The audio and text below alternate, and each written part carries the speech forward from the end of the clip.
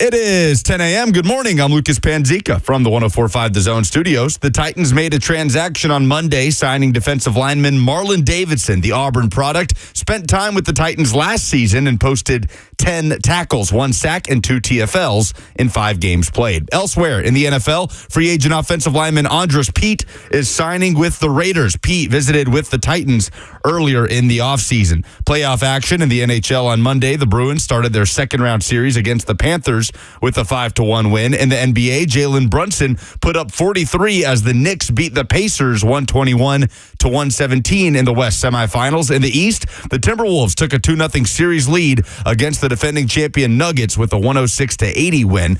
And 2 conference semifinal series tip off tonight in the NBA. For all your foundation repairs and waterproofing needs, visit USSTN.com. Breaking news at once on your home for the Titans and Vols. This is 104.5 The Zone.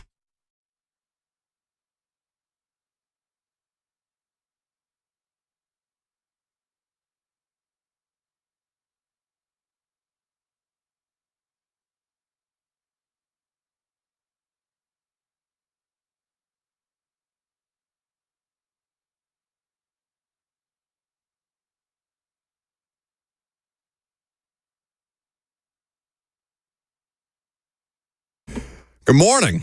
Apparently, we have controversy to start the show. We're with you till 1 o'clock. 615-737-1045 is the number. You're going to need that in just about 40 minutes from now because you're going to tell us what in sports made you say, oh, no. But we came into the studio. Well, the morning show is not here. So I know Lucas Panzica's issues are not with the morning show. Jackson is back there basically in the North Korea of radio, as is the custom behind the iron wall, the iron curtain, whatever the case may be. Don't wave at me. I don't want to see you just yet. So what do you came in here all bothered, or I guess I got in here and you were all bothered because all of the windows in the studio were open.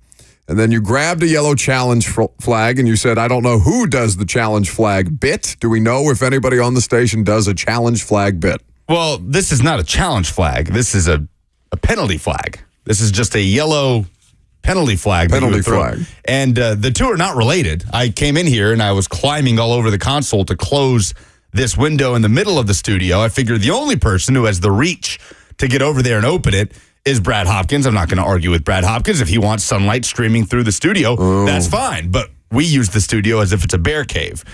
So me picking up the penalty flag and saying we should do that as a bit was in no way related to me climbing over the console to try and close that window. Do we have an HR issue already? Brad Hopkins has been on staff for, 2 days, and you're already taking issue with him? You sure you want to fight with the all-pro left tackle? I'd be happy to instigate this. No, I very much do not.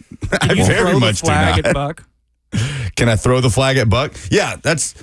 we need a whistle. No, that would not go well. Just blowing a whistle into a microphone. I would flag on... I didn't even make it to you. That was the weakest toss I've ever seen in my life. That was pitiful. That's 10 yards for trying to instigate workplace violence on Buck Rising. I don't think that, based on how feebly you threw that flag, I think it should only be 5 yards. It barely made it, too. At this point.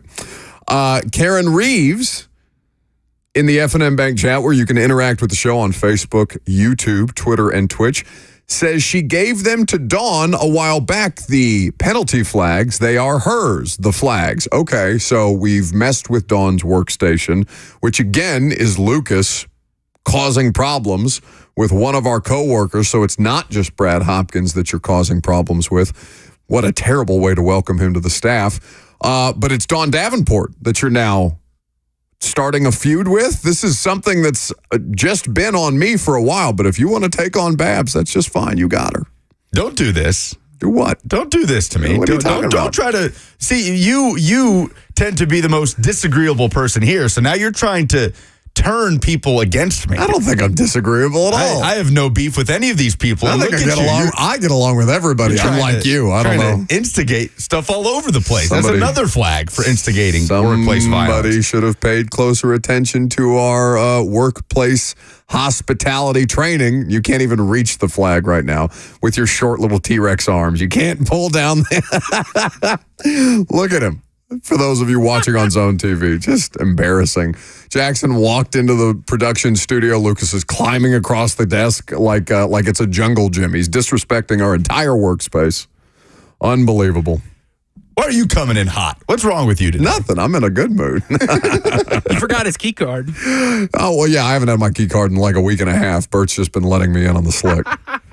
So, we circumvent what we need to. Overcoming adversity, as is always the case. We'll talk about the Titans and some transactions here in just a little bit. Do we have anything to give away for Oh No today for people who give us the thing in sports that made them say Oh No? We sure do. We have 2 tickets to a participating Concert Week show thanks to Live Nation, which means if you give us the best submission for what made you say Oh No in sports this week at 10:45, Not yet.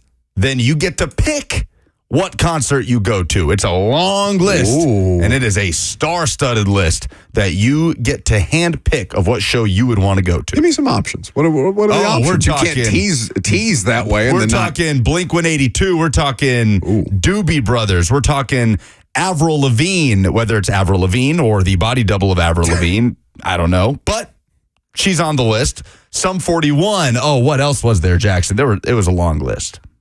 Lots Pink, of great artists. Pitbull. Pink and Pitbull. Yeah, Why did it's you? all You over should the have led place. with those two. What's wrong with you? Pink and Pitbull. It doesn't get much better than Cage that. the Elephant. I mean, you name it, it's probably on the list. All right, 10:45 today is how you can get the opportunity to pick your prize in the Window Nation ticket window. How about that? Titans have made a signing. They brought back a player to the roster that was playing a decent amount of snaps for them last year, given the injury situation. Marlon Davidson, a former second-round pick, a defensive tackle. They agreed to terms with him yesterday. 10 tackles, a sack. He had 4 quarterback pressures, 2 tackles for loss. He made 5. He played in 5 games. He had 3 starts for the Titans last year, so they bring back a little beef up front. He was a street free agent in the middle of October last year. He was on the practice squad for a hot second. And then ultimately, I think he made his first start against the Seahawks. I want to say that's correct. Either way, it was late in the year when he finally got the opportunity to make some plays. And he showed a little something. It's a good signing. It's a quality depth option. You just hope that he doesn't have to play a lot. And that's kind of the stage that we're at, because you saw Andres Pete get a deal from the Las Vegas Raiders yesterday. You heard from Jeremy Fowler on the morning show saying that the Titans were really prioritizing wide receiver over everything else. Maybe an offensive lineman here or there. Not really in on the pass rush market at this point.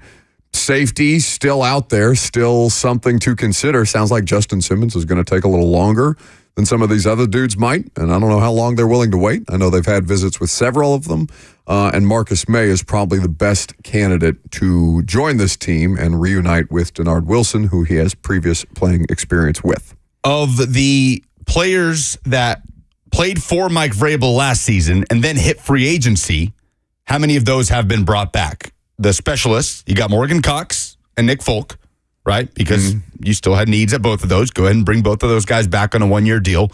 Apart from that, I believe it's just Marlon Davidson. And I know they tried to keep Azeez Al-Shaair and Danico Autry. They go to Houston. NWI. NWI.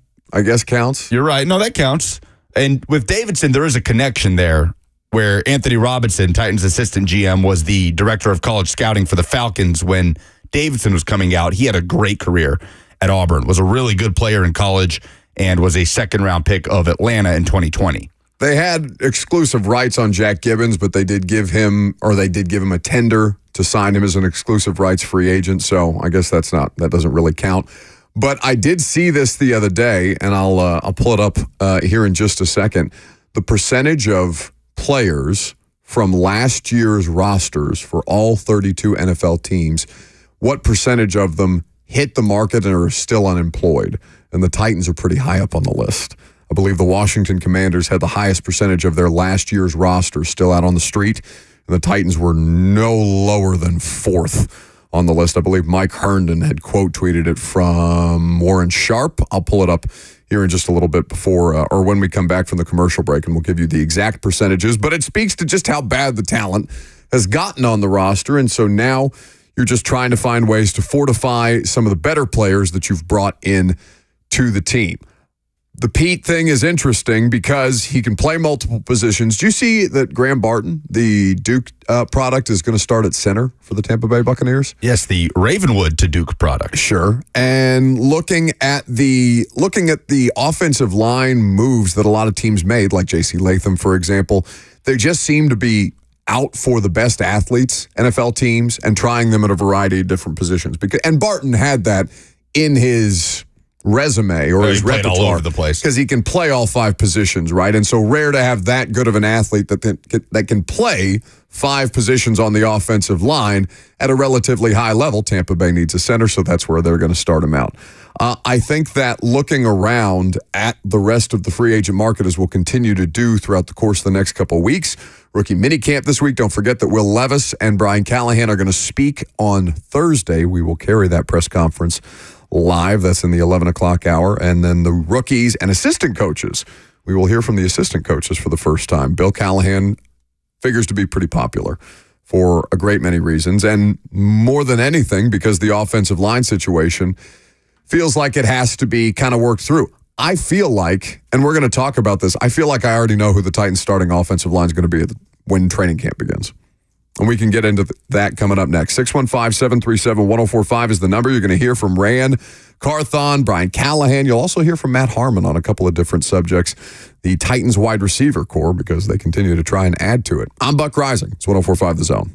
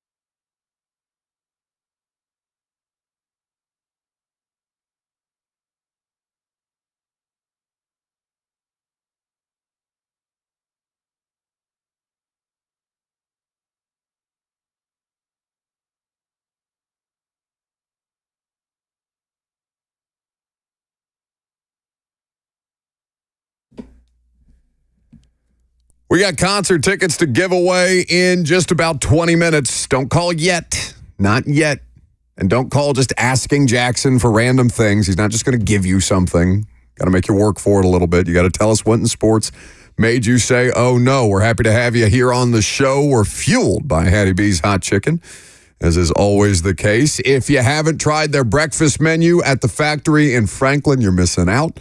Like I said, it's the first place that I've ever tried chicken and waffles, and I'm hooked. I mean, not to the point where I'm going to eat chicken and waffles on like a daily basis. I don't want to be 7,000 pounds, but the chicken...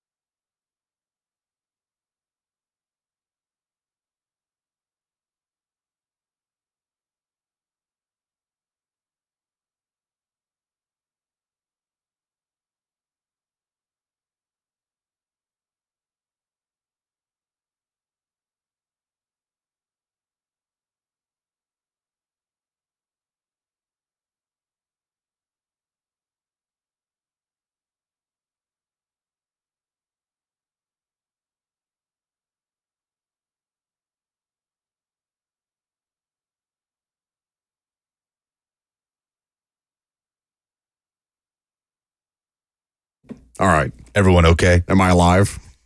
I got zapped by a laser in the middle of that. How the hell can you not hear that back there? I didn't create this board. No, it's not. It's just the idea that there's an emergency alert service, which is fine. It's important to have these things. Having survived a tornado back in 2020, I'm very appreciative of the emergency alert service. But the idea that you back there in the production studio can't hear it, so you just think I had a stroke mid-sentence talking about hot chicken, which, there's worse ways to go, I guess. But I was scared there for a minute. I didn't know what was happening to me. I started to smell eggs. I thought I was having a seizure. If there ever is like an emergency, you're going to have to tell me. That's good. I'm glad that this thing is set up for success. My life is in your hands. Oh, yeah, that's exactly what we all needed around here. Anyway. I hope the Titans don't have an emergency situation at tackle this season. Can we get Brad Hopkins? Good? No, it's terrible. No, boo. Thank you. Boo. Only Mickey Ryan's good at that. I don't think anybody else is actually good at that other than Mickey. I'll never be Mickey, but I can strive. Okay. A for effort.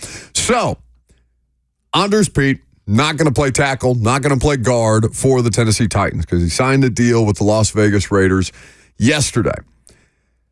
The tackle situation in Tennessee is not as dire as it was maybe 2 months ago because not only have they drafted J.C. Latham, but they've made a great many other moves. They've brought in some swing players who can give you some versatility at a couple of different positions, not just guard, but also at tackle. They've traded for players, including Leroy Watson, who is familiar with Bill Callahan. They traded a 7th-round pick to the Cleveland Browns to acquire him. And, safe to assume that he is going to help kind of implement whatever program that Bill Callahan is going to run or has been running with these guys in the last couple of weeks and moving forward. I feel like I know who the Titans' starting offensive line is going to be in week 1 of training camp, just based on what's available out there, not being an appreciable upgrade over what the Titans have. Now, from the left side, you feel pretty good about things, right? Assuming Peter Skoronski doesn't have another emergency midseason appendectomy that saps him of his strength and his weight. And assuming Latham makes the transition smoothly. J.C. Latham, Peter Skoronski, Lloyd Cushenberry, that is your from left to right, tackle to center. That you feel significantly better about than Dillard, Skoronski, and Brewer. Now, the right side is basically at least going to start out unchanged, barring some unforeseen circumstance, and I would be surprised if before they put the pads on, they gave away Brunskill and MPF's jobs. I think it's probably going to be until training camp, and at least, like Radens. They went into training camp with Radens a couple of years ago as the starting right tackle, and then very quickly, Radens played himself out of the right tackle spot, out of the position entirely, and NPF in his rookie season in 2022 was the Titans starting right tackle. I bet it's Brunskill and NPF to start the year. And I would love to see both of those players pushed out of their respective spots. By whom? We'll have to see. Brunskill is a good and necessary piece. He's just not a starting caliber NFL player. Who would that be at this moment? Just at right guard, Sadiq Charles, right? I mean, there's probably going to be a competition there anyway, right? Between Charles and Brunskill. I would expect there to be competition at both of those positions. I would bet Watson is here to compete with NPF or at least push him. And I would imagine that Charles and potentially some of the UDFAs that we really haven't dove into just yet. We'll talk about it when they put out the full list. That probably makes the most sense at this point, given that rookie minicamp is in 2 days from now. Charles and Watson are going to come in to push Brunskill and NPF. Duncan, how he factors in, if he can turn into a swing tackle, if he can be the backup left tackle, whatever. I'm not expecting a ton from a 6th-round pick who got forced into action far too soon. And how does Radens factor in? Well, that's the other thing.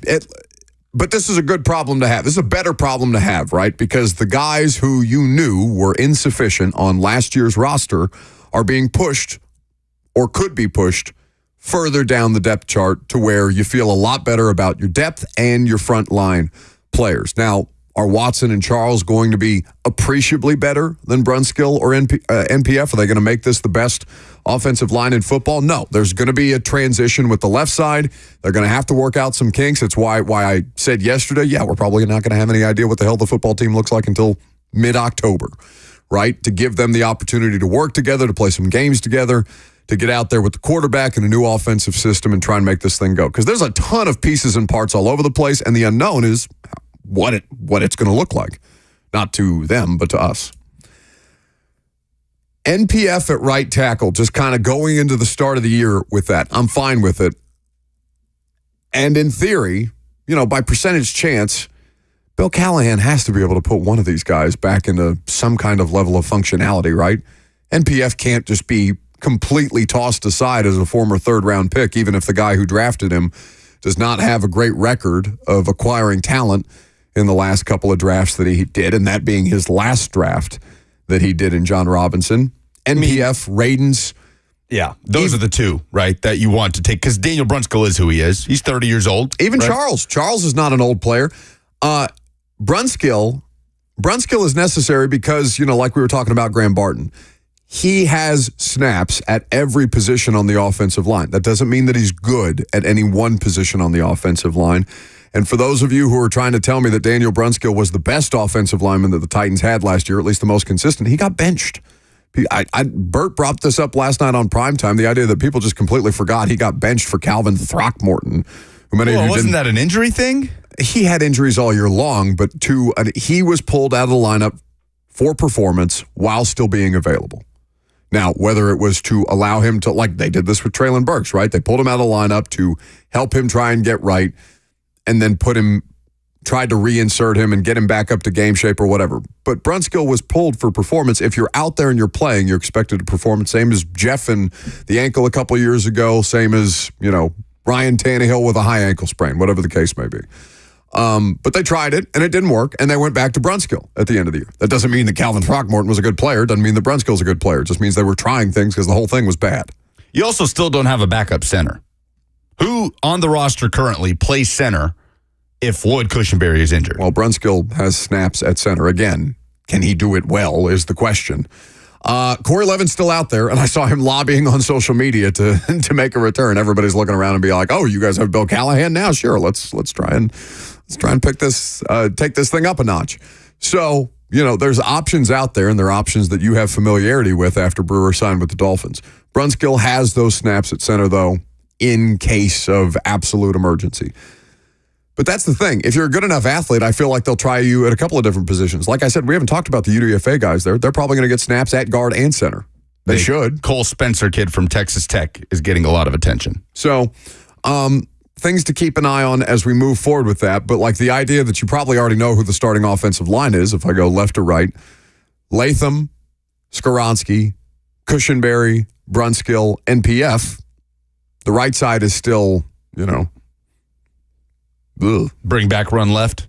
Bring back the hats. Well, Lawan already did. I saw he's out here trying to merchandise again. Do you think there will be hand-wringing in the offseason from the fan base about J.C. Latham and his ability to play left tackle? Hell yes. Is that a high level concern, or do you think most people are like, oh, Bill's got it?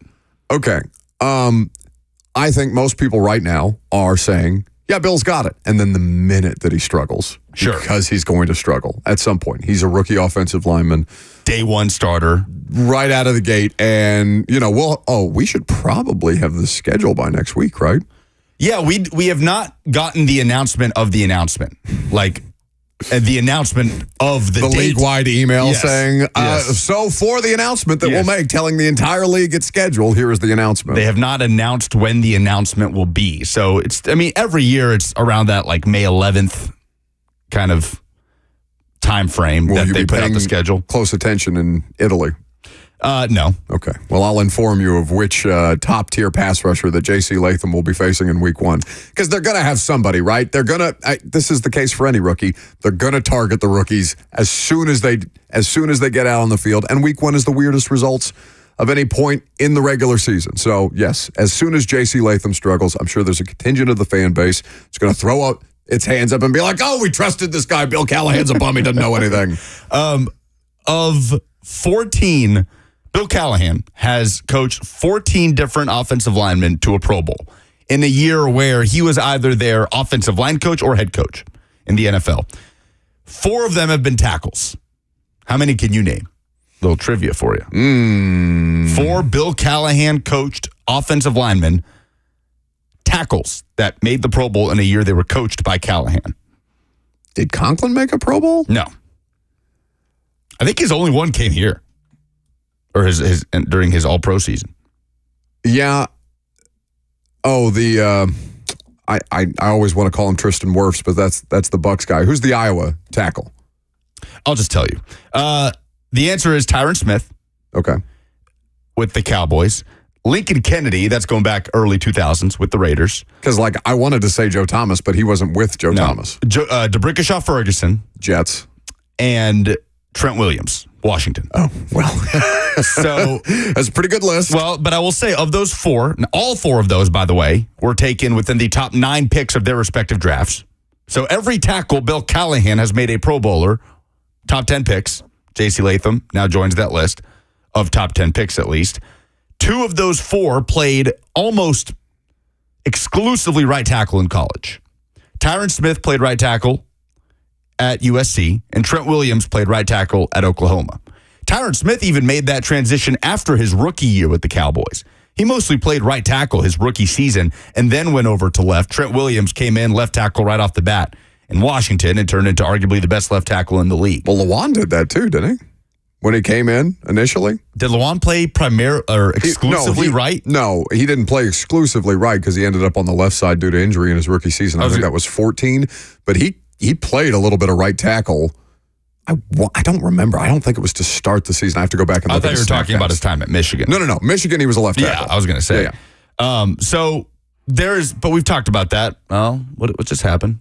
My laptop turned on. Okay. That's not fair. All right. There's nothing I can do about that. You can turn it on before the show. No, that's garbage. You can turn it on before the show. That double standards. If either of us had done something like that, you would have jumped all over No, us. because it's not a message. The rule, the fine system is when you hear a chime that goes out over the air, you have to tell us who the message, the text, the email is from, even if it's a fireable offense. Mark on the F&M Bank chat says, those guys are bums without Callie. I don't know about that. I don't know if Trent Williams is a bum if he doesn't have Bill Callahan as his offensive line coach. Trent Williams is the best left tackle I've ever seen. But the point is, Bill Callahan led them through that transition. So there is that sample size of him turning top 10 picks that played right tackle into high-quality left tackles in the NFL. And then you can go down the list further, the Jedrick Wills of the world that were... Jedrick Wills, that's who I was trying to think of. That's the other example of the Alabama right tackle that he turned into a competent left tackle. Not a Pro Bowler by any stretch. He's okay. Sure. But, hell, Titans would take okay left tackle. Sure, I'd take it and run. He's the number 7 pick. He's got to be better than okay. Yeah. But all that to say... I'll be shocked if J.C. Latham is not the left tackle. Like, if that transition does not work, because Bill Callahan and his career of identifying players that can make that switch, I don't expect it not to carry over to J.C. Latham. I don't see why it wouldn't carry over to J.C. Latham. Rand Carthon and Brian Callahan spoke the Thursday night after they drafted J.C. Latham about this very transition from right tackle to left, and they seem equally unbothered. Just out the gate with the what right position away. is he going to play? Yeah. Yes, we're going to start him at left tackle. He's played right tackle at Bama. I know he's practiced at left tackle. He's taken reps there, so it's not foreign to him. But yeah, he's going to start off at left for us.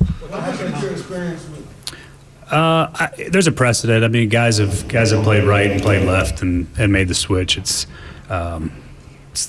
not super uncommon. I mean, it's happened before. So we got a comfort level with the player and the athlete and what he's capable of. And so having him go to left and start out there, and look, if he doesn't feel comfortable there, it doesn't look right and look natural, move him back to right. And like I said the other day, you need tackles, period. So it doesn't really affect us one way or the other which tackle is which tackle he plays. So he's just a really strong, powerful, big, athletic human. There's not a lot of guys that look like him on earth, so we like that.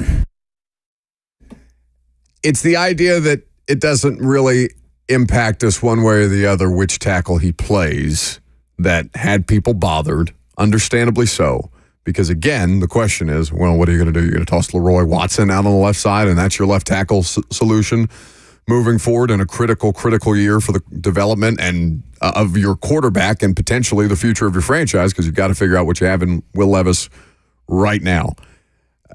That just kind of casualness is the thing that set people off the most. That'll be the thing that they hit him with if something happens with J.C. Latham in this transition. But again, the expectation should be for J.C. Latham to struggle no matter which tackle he plays at the NFL level, because no matter if you're playing at Alabama, Tennessee, Tulane, there is going to be an adjustment when you are playing the best football players in the world. So whatever it looks like, it's going to be a while before it smooths out. And he's, you hope that he stays healthy. If you're a Titans fan, healthier than Peter Skoronski did. But even at that point, they're playing so many more games than they are at the collegiate level at the next as a pro, that there's going to be some wear, there's going to be some tear, there's going to be some struggles that are going to come with this thing. 615-737-1045 is the number if you want to jump in. You'll hear more from Rand Carthon on another draft pick that he made in a couple of weeks ago with Tavondre Sweat. Some interesting information there. I'm going to remind you quickly, though, that the 83rd running of the Iroquois Steeplechase is Saturday. This Saturday, we've got a very special deal for you. I'm going to be out there with Kenny Smooth of 92Q hosting the VIP tailgate, the Champions Corner VIP tent, sponsored by Global Motorsports. And it is awesome. They have railside views. You get food and beverages from Famous Dave's and Jack Daniel's that are all included with your ticket purchase. You don't have to bring anything but yourself because we've got you covered. It is the best way to tailgate the races at Steeplechase, Nashville's Rite of Spring. So to purchase tickets, visit 1045thezone.com today. 615-737-1045 is the number if you want to join the conversation. We got some comments in the F&M Bank chat as well, particularly on YouTube. Trippin' Titan says some interesting names on the O-line depth chart that could steal up and steal a spot on the right side. He mentions Watson, he mentions Simmons, and then OJ, John Ojukwu, who started out as the right tackle in training camp before they started to move some pieces and parts around, and he got injured, and then we basically didn't see OJ again for quite some time. So, UDFA out of Boise State. Something worth keeping an eye on there. I expect that it will look, that the right side of the offensive line will look like last year at the start of training camp, but they've provided themselves some options this offseason. And, you just hope that the options are better than trading a 5th-round pick for Dennis Daly. I mean, how concerning is NPF as your starting right tackle? Concerning. He's objectively bad. I mean, I'll pull up his Pro Football Focus numbers just in terms of pressures, and he didn't play very much because of gambling and then injury. And it was a shortened gambling suspension, so he didn't miss as much time as he could have, I guess. But when he got in there, he was not good. And then all of a sudden, he was out of the lineup. They benched Dillard in London in the Ravens game for NPF, and I believe that was NPF's first game back, because then they had the bye. They played the Atlanta game. And by Pittsburgh, he was hurt and out of the lineup and done for the year. I remember what was really concerning was going through training camp. He's playing with the threes, right? And he's going out there with them in preseason games, and he's struggling. And he looks like a three. Right? And people kind of dismissed it, right? Like, he'll be fine. He's got to adjust to come back. But he did not look good against players that likely were not going to make the cut of their respective team on the defensive line when he was playing in the preseason last year. So there's a long road ahead for NPF. Luckily, you feel good about who he's working with. We will. I'll give you maybe the Pro Football Focus numbers will make me say, oh no, but I'll pull those up for you on the other side. We also have the opportunity for you to win some concert tickets. You can pick from a long list of great concerts that are coming up if you give us the thing in sports that made you say, oh no. That's next.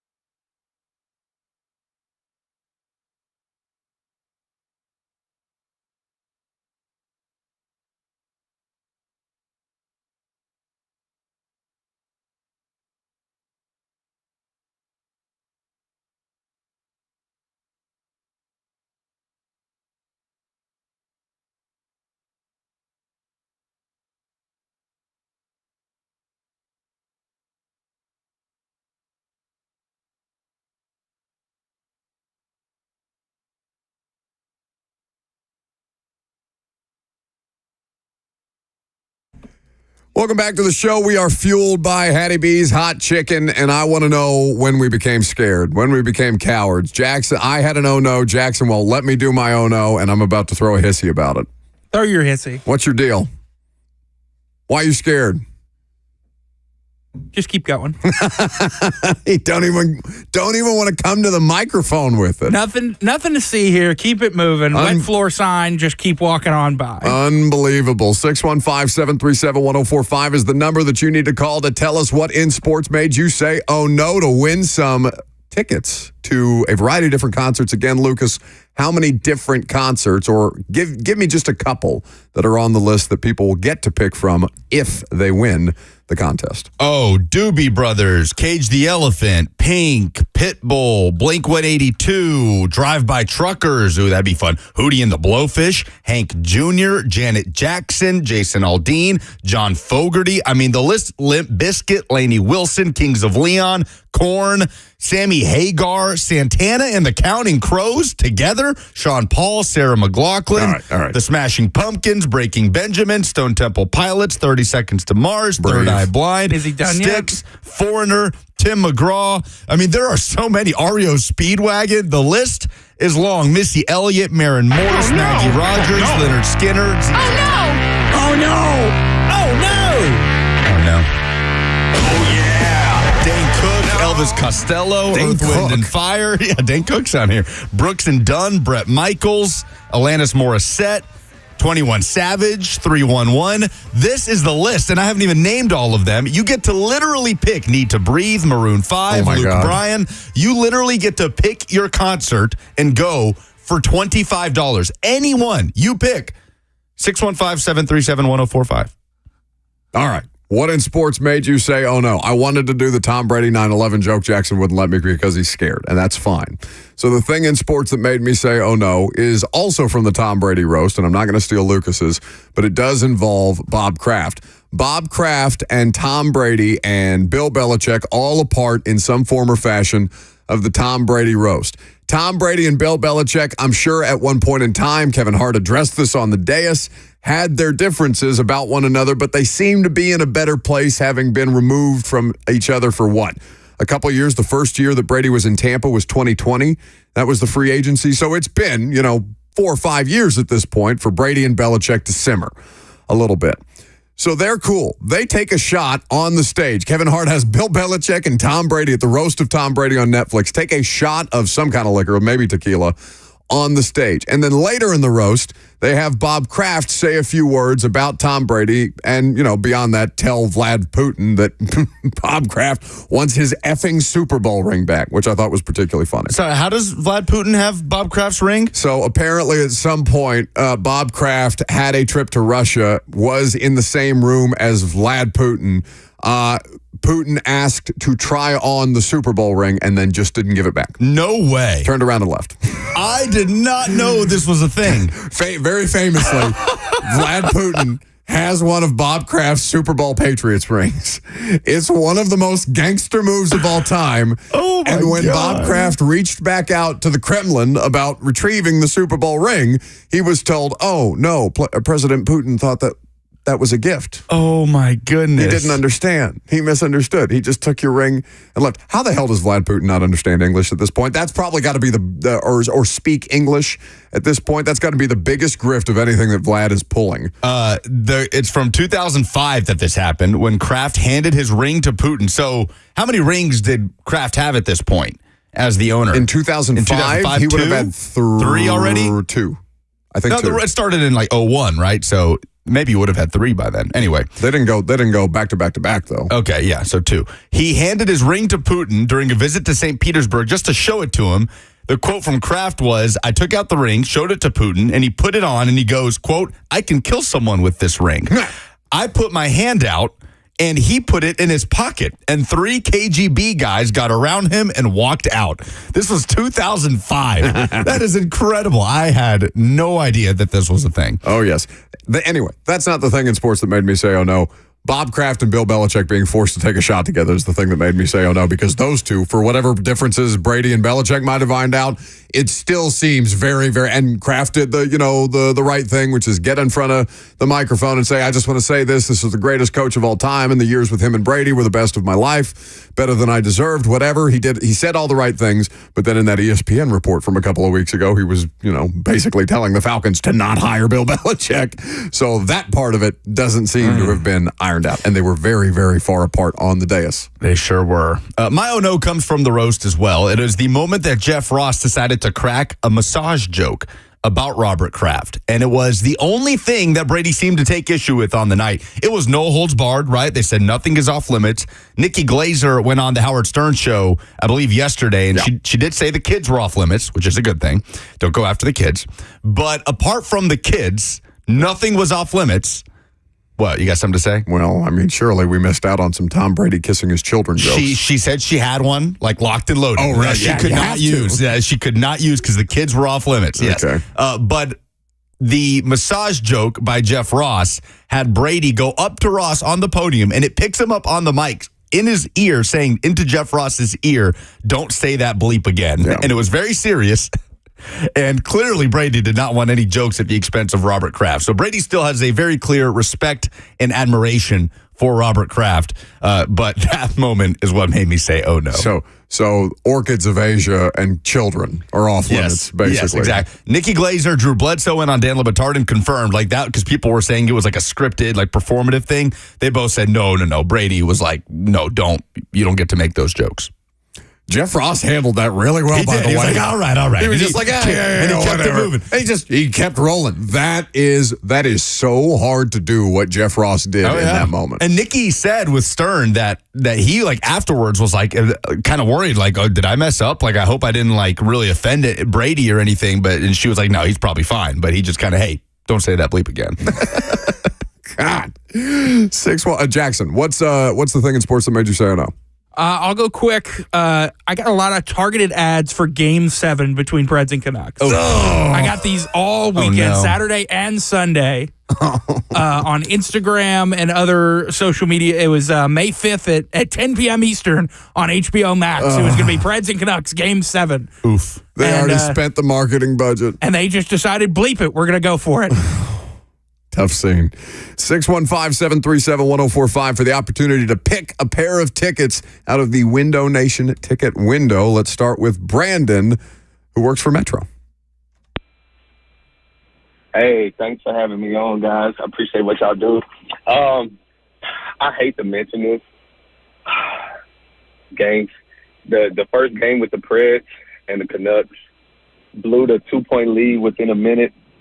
I was like, okay, it happens. It's sports. Still kind of bad. But then it happened twice. And I was just like, oh, no, this ain't going to go well. I just feel like the second one crushed the city.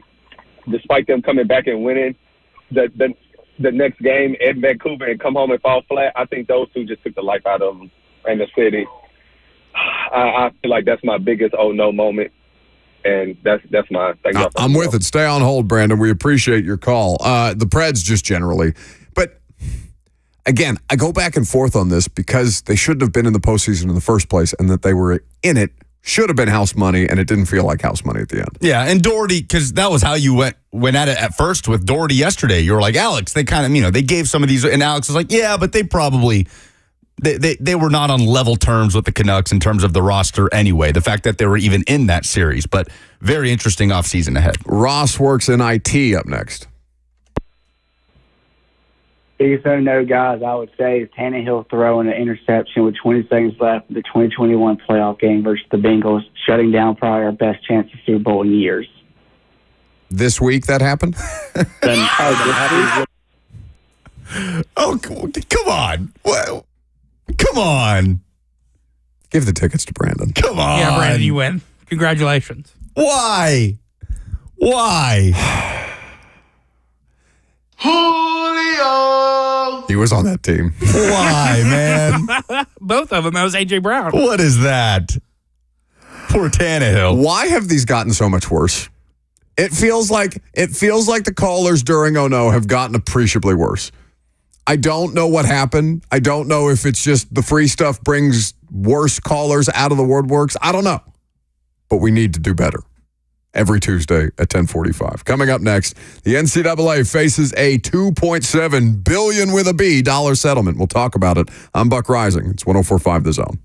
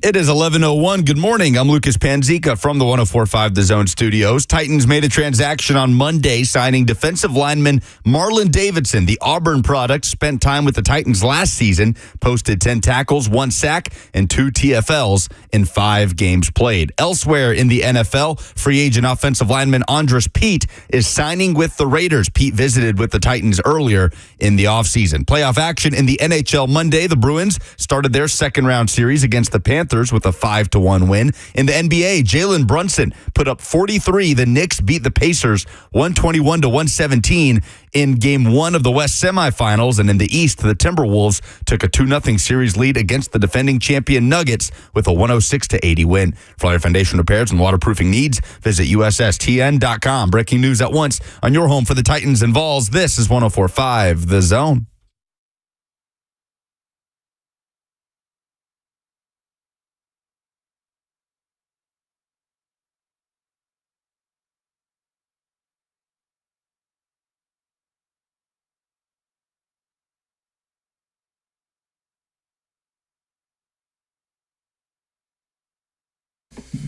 We just did Oh No. The only thing that made me say Oh No more than that last call is this lawsuit potential settlement that the NCAA may have to pay out. Welcome in. This story that we're going to get to in this segment is a couple of days old, but it's still pretty significant, and you may have missed it in the swirl of draft and live show and Preds playoffs and everything else that was happening here locally, but it is a huge deal.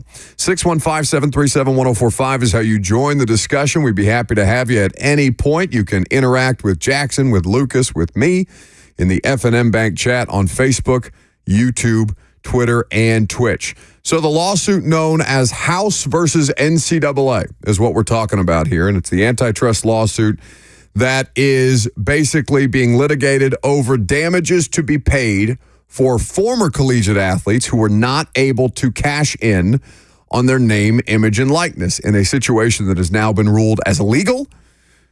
There are athletes, there are players who are pursuing this in a class action suit, in an antitrust suit for damages to be paid out. And the result of it could be more than $2.5 billion. $2.7 billion is what's being reported per ESPN's Pete Thamel and Dan Murphy. Over a 10-year period is what the NCAA could have to fork over to athletes who are involved in this lawsuit. Those payments would be made to those college athletes who claim they were illegally prohibited from profiting off their name, image, and likeness. As I said, it would also go hand in hand with a pledge from conferences and schools to share revenue with athletes, which we've previously talked about. That number could be $20 million per year for an athlete revenue share per Pete Thamel. That's still a minuscule fraction of what the rights are being negotiated for with these networks and the college football playoff and the college athletic conferences. But still, it's $20 million more than they were getting of the actual money that's being negotiated for. And that $2.7 billion is almost half of what ESPN says an NCAA loss in the case would result in the association paying. They're saying over $4 billion in damages if they took this thing to trial and lost, which they would. So let's make a deal. That's what the NCAA is being forced to do right now. A $2.7 billion deal. Yeah, and you mentioned that number of $20 million per year for an athlete revenue share. So this is about former collegiate athletes. There are only a handful that are actually going to court with this, right? That are actually, looking for litigation against the NCAA. House is the name of a former Arizona State swimmer, Grant House. There is an ex-Illinois defensive lineman in there. There's a former Oregon basketball star in there. So, it's not like this is hundreds of former athletes saying, where's my money? It's only a few that are willing to try and take this thing to court. But the NCAA is going to have to settle out, and this could trickle down. The settlement, the deal would go hand in hand with a pledge commitment from conferences and schools to share that revenue with athletes. So this is basically an extension of the story that we talked about the other day of revenue sharing being considered in college athletics. But a lot of those questions still remain about how does this work for non-revenue sports? How much of the share does football and basketball get? I mean, is it spread across every scholarship athlete? What happens with the walk-ons? There's a lot to be sussed out through this, but one thing we know for sure is the NCAA cannot afford quite literally, to take this thing to court. Schools will have the opportunity to share millions in revenue with athletes with a spending limit similar to a professional sports team's salary cap. Estimates put the amount at $17 to $22 million per program, though the amount could fluctuate, of course, because not everybody has a $17 to $22 million budget. From top to bottom in collegiate athletics, the figure was determined through a percentage, roughly 22% of an average of Power 4 athletic department revenue streams. Sorry, Pac-12. Most notably ticket sales, television contracts, and sponsorships, not including donations. There's a lawyer named Steve Berman, who's the co-lead counsel for the plaintiffs in this, and he is quoted as saying, "Our leverage is a big cannonball rolling down a hill and picking up speed. The longer they being the NCAA, waits, the more they're going to have to pay. It's that simple. Eat it."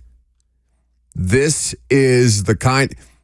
We've talked about this before, and I believe it was your point. So rarely do you see the bad guys actually get what's coming to them in the world of major business or corporations, or in this case, the big bad NCAA that is supposed to be, in theory, a force for good, but all they've done is capitalize on the backs of unpaid labor for year after year, for decade after decade, damn near a century of the NCAA doing this. And now, after all this time of doing business illegally, they're going to get what's coming to them. And I can't get enough of this. I cannot get enough of this. I don't know anybody in the NCAA to hate them. I just hate what it is that they... Not what it is that they're supposed to stand for, what it is that they actually stand for, which is just unchecked greed and, taking advantage of people who can't fight back against you. And now that they've got the actual tools to fight back against you, you're taking body blow after body blow after body blow in a way that I hope it just nukes the thing. I hope it's done. I hope that whatever the governing body of the future of collegiate athletics is no longer operated under the name NCAA by the time we're over and done with this. That name is tainted to me. If that is the case, then this would be the first step towards that. Like we talk about it all the time, college athletics and, conference realignment, that is a constant in college athletics. Like conference realignment is the oldest tradition in college athletics. It's nothing new. Change is constant in college athletics. So I get why it's different. USC and UCLA going to the Big Ten, like that's a different type of realignment that is much more falling under the umbrella of just TV money and greed and schools understanding their value compared to their colleagues in the Pac-12. But besides all of that, because we look at all those moves and we say this is the craziest time in college athletics history with the portal and NIL and realignment all happening at the same time, this is what would be the biggest singular change in the history of college athletics. Like this is the thing that we can say it's just not the same, and it's not, but when you flip a game on a Saturday, it doesn't feel any different. Nope. Right? I don't feel any different. I will when I'm watching Michigan play USC in week 8 in a conference game or Iowa playing UCLA. But even that you'll get over. Sure. With time. Like people say it's ruining college football, and I get, as a born and bred college football fan, I get why it is ruining the essence, the idea of college football to you. But ultimately, the product is not suffering. Kirby Smart just got raised to make $13 million a year. Like the product itself is thriving, but this is the biggest, like Jael and the FNM Make Chat says, we're in the dark ages of sports, right? You flip the game on, you don't know a difference. This is the biggest change in the history of college athletics if it does happen, because it will be the thing that officially turns it into professional athletics. Going to give you more details on this here in just a second. A quick reminder that you can join 104.5 The Zone for our 2024 Spring Golf Classic presented by Ferguson Bath Kitchen and Lighting Gallery on Friday, May 17th at Greystone Golf Club. The 2024 Spring Golf Classic will be a day accompanied by great food, cocktails, and prizes. You can choose between 2 flights, 8 a.m. or 1 p.m., and spend the day teeing off with us on Friday, May 17th. Teams are extremely limited. To purchase a team, visit 1045thezone.com. So apparently the NCAA did not comment when ESPN reached out with the reporting on this. The sources are telling ESPN they've got stuff on paper. This is not just lawyers and commissioners meeting and having a cocktail. This snowball is moving downhill. The horizon on this is about a month. So the settlement itself is expected in about a month. There are additional cases that are scheduled to go to trial in January of 2025. Per ESPN, an NCAA loss in that case could eventually result in the association paying over $4 billion. So just settling this before January 2025 is going to help them, as Lucas said, avoid that full $4 billion payment over the course of 10 years that they would have to pay out if they lose. The 10-year plan with $2.7 billion is what the settlement is ultimately for.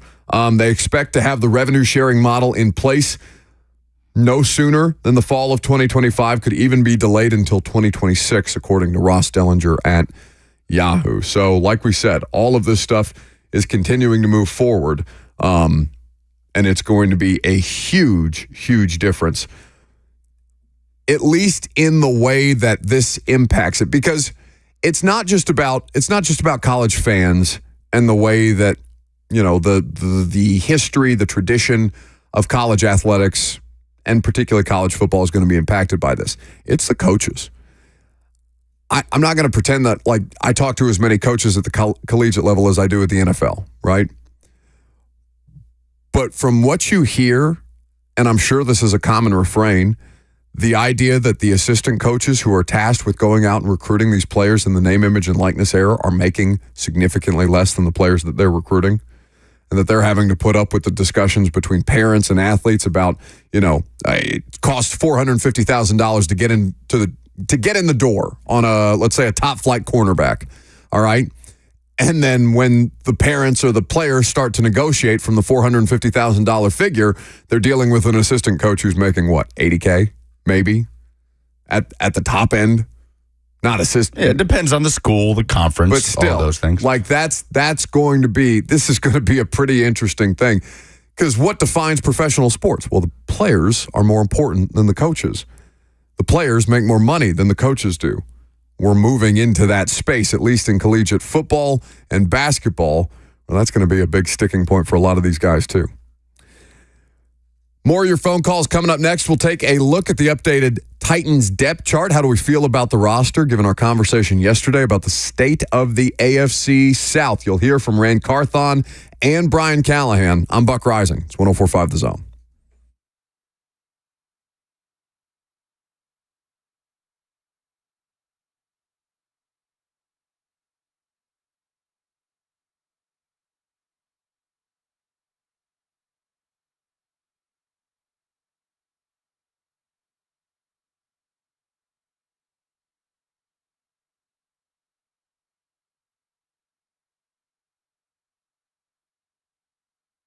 It's the absolute worst time of year to be dealing with joint pain. You can't do the outdoor stuff that you love to do. Hey, it's Buck Rising. Don't go through another summer missing out on life. Call QC Kinetics now and find out how they can use biologics from your own body to give new life to your achy joints.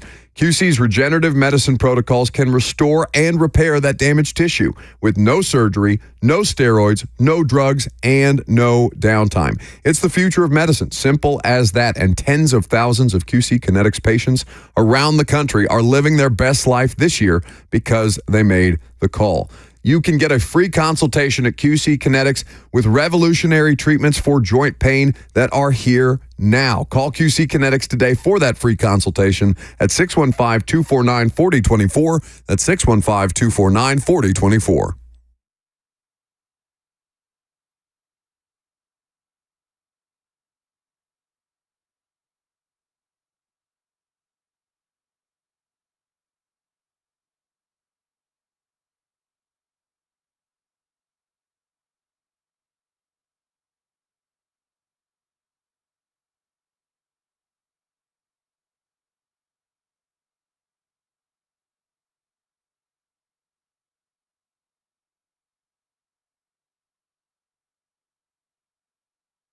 So many people trust Two Rivers Ford.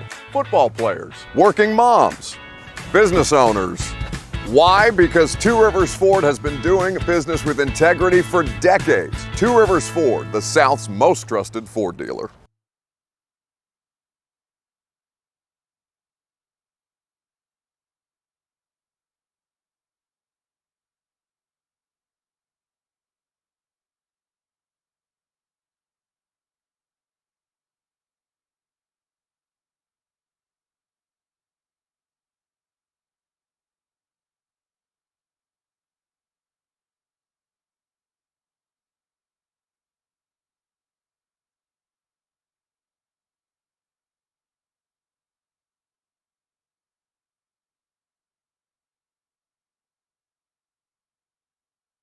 Mortgage professionals in Middle Tennessee. Hi, I'm Chuck McDowell, owner of Wesley Mortgage. I'm a true local. Born in Mount Juliet, met my wife at MTSU, and I live in Franklin. While every other mortgage company is cutting back, we're rapidly expanding and investing. Are you sick of feeling like an operations employee to ensure your loans are closed on time? When you look around your office, it doesn't look the same. You're missing people. You're missing your friends. Is anyone having fun? We're having fun every day. As the official mortgage provider of the Tennessee Titans, I've personally recruited the top local operations team to ensure your loans are closed on time. So you get paid. So you get to spend time building your business, and you get to have fun at work again. Now is the time to join our team. To start a confidential conversation with our local president and COO, visit whywesley.com. whywesley.com.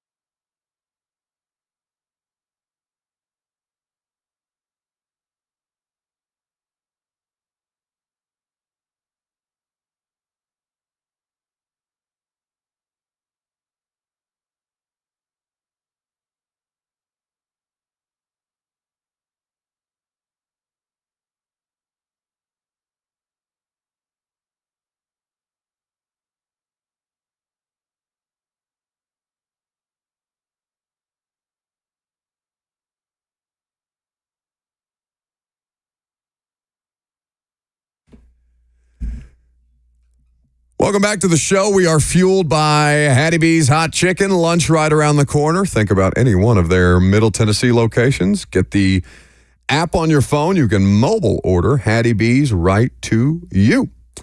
Titans made a signing yesterday, adding Marlon Davidson back to the roster, the defensive lineman, former second-round pick, and trying to improve their depth, trying to increase the number of competent players that they have behind the frontline starters. Though it is funny to look at the defense right now on the depth chart, and they haven't updated it entirely just yet. Seems like they're still working through some things on the website, but they have Marlon Davidson as the starting defensive tackle on the depth chart for the Titans. They don't have Jeff, for some reason, listed on the depth chart, and a couple other, at least on the team's official website. But, of course, this is as of November 6th, 2023, the last time the Titans put out a depth chart themselves. Obviously, they've made some additions to the roster since then, particularly wide receiver, corner, and in the draft to the offensive line room. So as you look at the depth chart, just the strength of the roster, how do you feel? What level of confidence do you have about the group that this Titans team has put together? The Titans front office and coaching staff working together. We haven't really talked about the summary of the parts since the draft is concluded from top to bottom. We talked about how many different bodies they have in the offensive line room right now to give you at least options should NPF or Brunskill, for example, be insufficient or, God forbid, something happen with the injuries, as, you know, inevitably will happen. But from top to bottom, what's the best position group on the Titans roster right now? It's corner.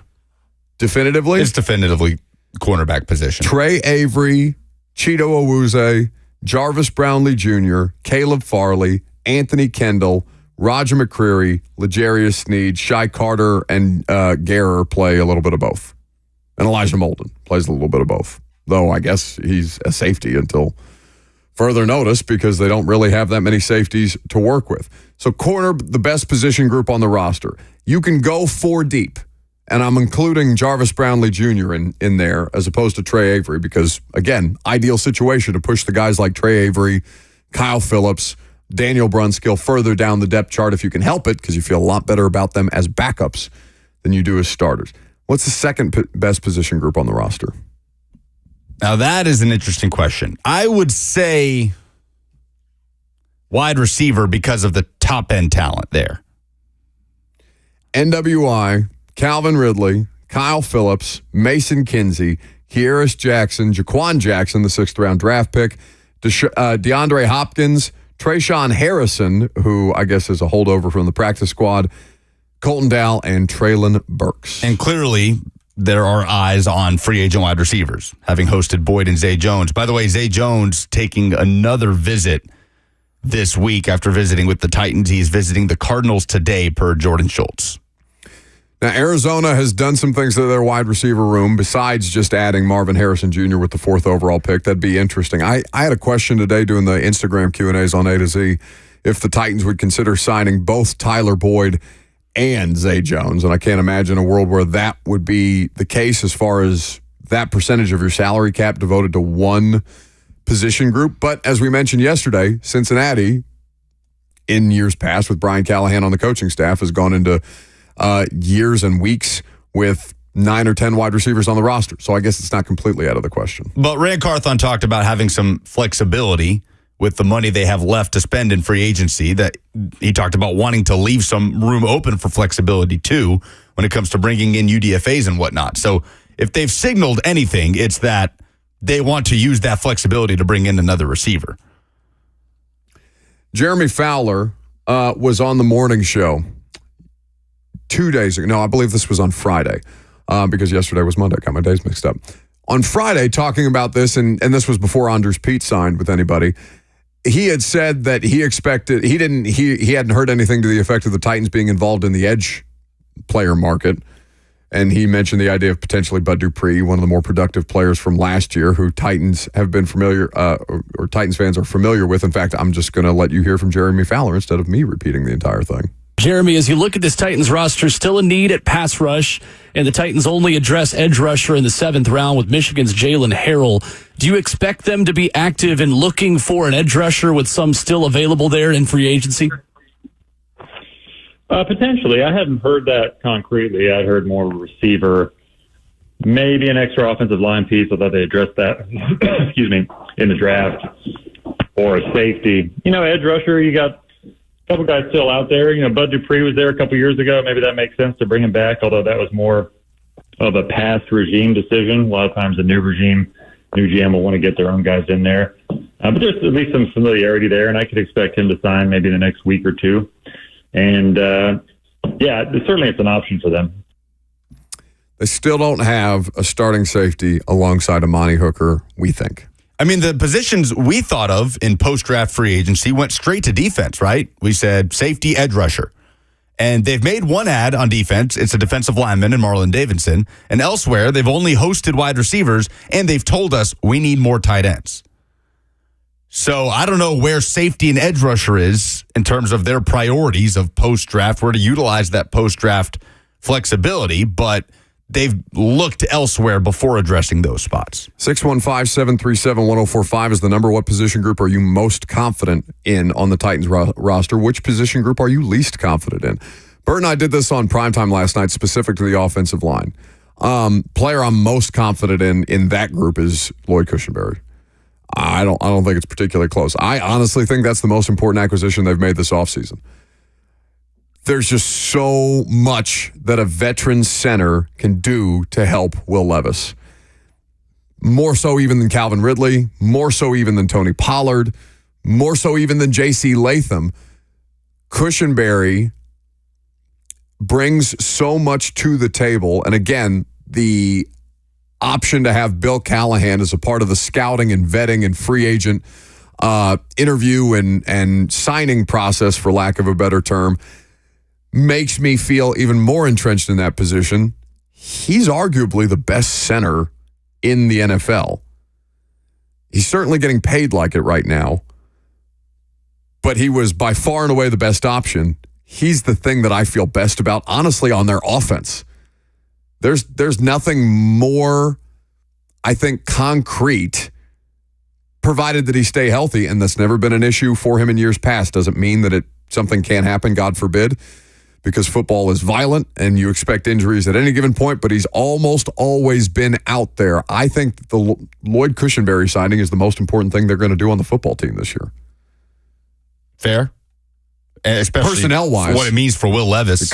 Outside of the coaching staff changes, and again, we'll see how that all comes together, what Brian Callahan looks as a play caller, what he's like as a CEO, how his coaching staff works under him. These are all things that we can't determine. We think we have an idea.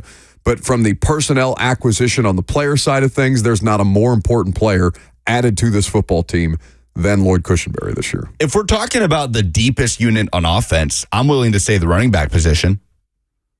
With what the flexibility you have with Tony Pollard and Tyjae Spears, just from a schematic standpoint, which we talked about from the moment Tony Pollard was signed. But even further down on the depth chart, with Julius Chestnut, Hassan Haskins, he's there. I don't know what that means. But I love the free agent or the UDFA pickup of Dylan Johnson.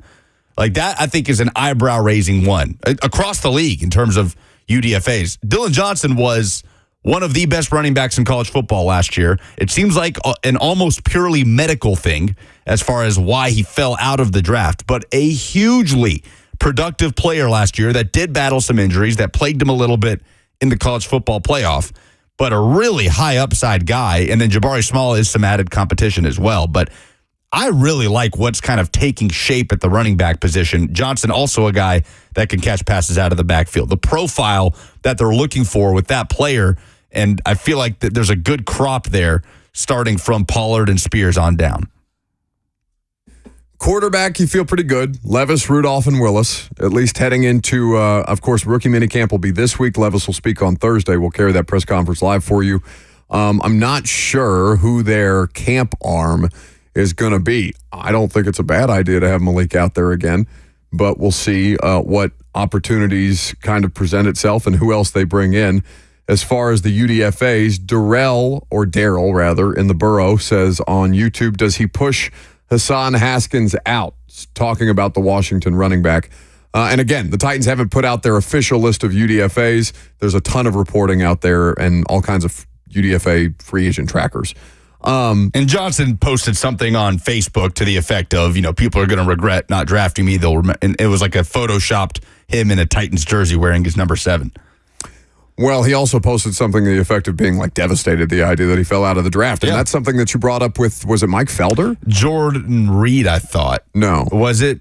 No. Was it Felder? It was after the draft, and we had Jordan Reed before the draft. Oh, not Jordan Reed. I'm sorry. Emory Hunt. Emory Hunt is who brought it up because we talked UDFAs with Emory, and he said, it's probably a purely medical thing with Dylan Johnson. I was just so surprised. That was one that, and I wasn't even really thinking about him a lot during the draft process, but he was so good last season for Washington. It was such a huge reason for their success. position group you feel is the least talented, or the position group you feel least confident in, is what? Because the offensive line, they've done a lot of work. You don't necessarily, like I told you last year, just because the names are different, that doesn't mean that they're going to be better. But you feel, have a degree more of confidence given how many different bodies they have in there. I'll say safety just because of what one injury could mean to that group right now. It's not a finished product in terms of the names that'll be in that room. But right now, as we look at it, which is all we can do, one injury to that group, and you're in huge trouble at the safety position, especially if that injury is to Amani Hooker. So I think I would say safety for now, but you could take that and apply it straight to edge rusher, right? One injury to that group, whether it's Landry or Key, and you're in huge trouble at outside linebacker. That's the thing, because I saw some people making some comments to the effect like that at corner. Corner, you go 4 deep right now. It's not just one injury. Like, it would take multiple injuries for you to, and listen, that's entirely possible. Look at your roster the last couple of years. Like, the Brownlee addition made corner probably the deepest position on the roster. Right away. 615-737-1045 is how you join the discussion. We'll get to your phone calls here in just a second. A quick reminder that we have an opportunity for you to win one for your mom this coming week, or during this week. With Mother's Day on Sunday, you can listen to The Zone all week long for your chance to win a Mother's Day gift bag that includes a $40 gift card from our friends at A Moment's Peace, just in time for Mother's Day. For more details, go to 1045thezone.com/contest. What are you getting your mom? I'm getting her a gift package at Canvas Skin, which is the place that I go for Botox. You're getting her Botox? Well, no, she DIY? The woman in her 60s does not get Botox, while I, in my 30s, get Botox. No, she's never done that, but probably going to, some kind of package with, a facial and some skincare treatment and all that kind of stuff. What are you getting? Send her some flowers. That's lovely. Basic. I'll be in another country. It's a shame. I won't get to see my mother on Mother's Day. I don't have I'm probably not going to go to Evansville on Sunday. We'll see. Anyway, phone calls. Brandon is a foreman up next. Hey, guys. How are y'all doing? Good. Man, hey, thanks for taking the call. Look, just an idea. It wouldn't hurt my feelings at all. Get rid of Malik Willis, and if no one picks up Tannehill, I guarantee you he wouldn't mind a paycheck sitting and being a backup and doing a little mentoring for another year or so. So I'll hang up, and then whoever takes Malik, they can take Treylon Burks with them, or however you say his name. He's just not productive at all. He's more of a liability to me. I'd rather waste that space on somebody else. So I'll hang up and listen. Thanks, guys.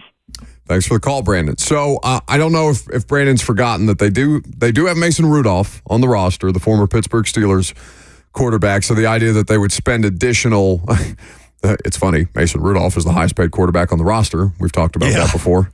Yep. They're not going to spend more money to bring Tannehill back. He's the backup quarterback. Mason Rudolph is the backup quarterback. Malik is the wild card in all of this. Can Malik Willis take steps in training camp under an offense or an offensive coaching staff that is almost specifically, not exclusively, but very specifically tailored to maximize the quarterback position? Malik Willis is not the most interesting player in Titans camp this year, but he's on my list of dudes that I'm curious about.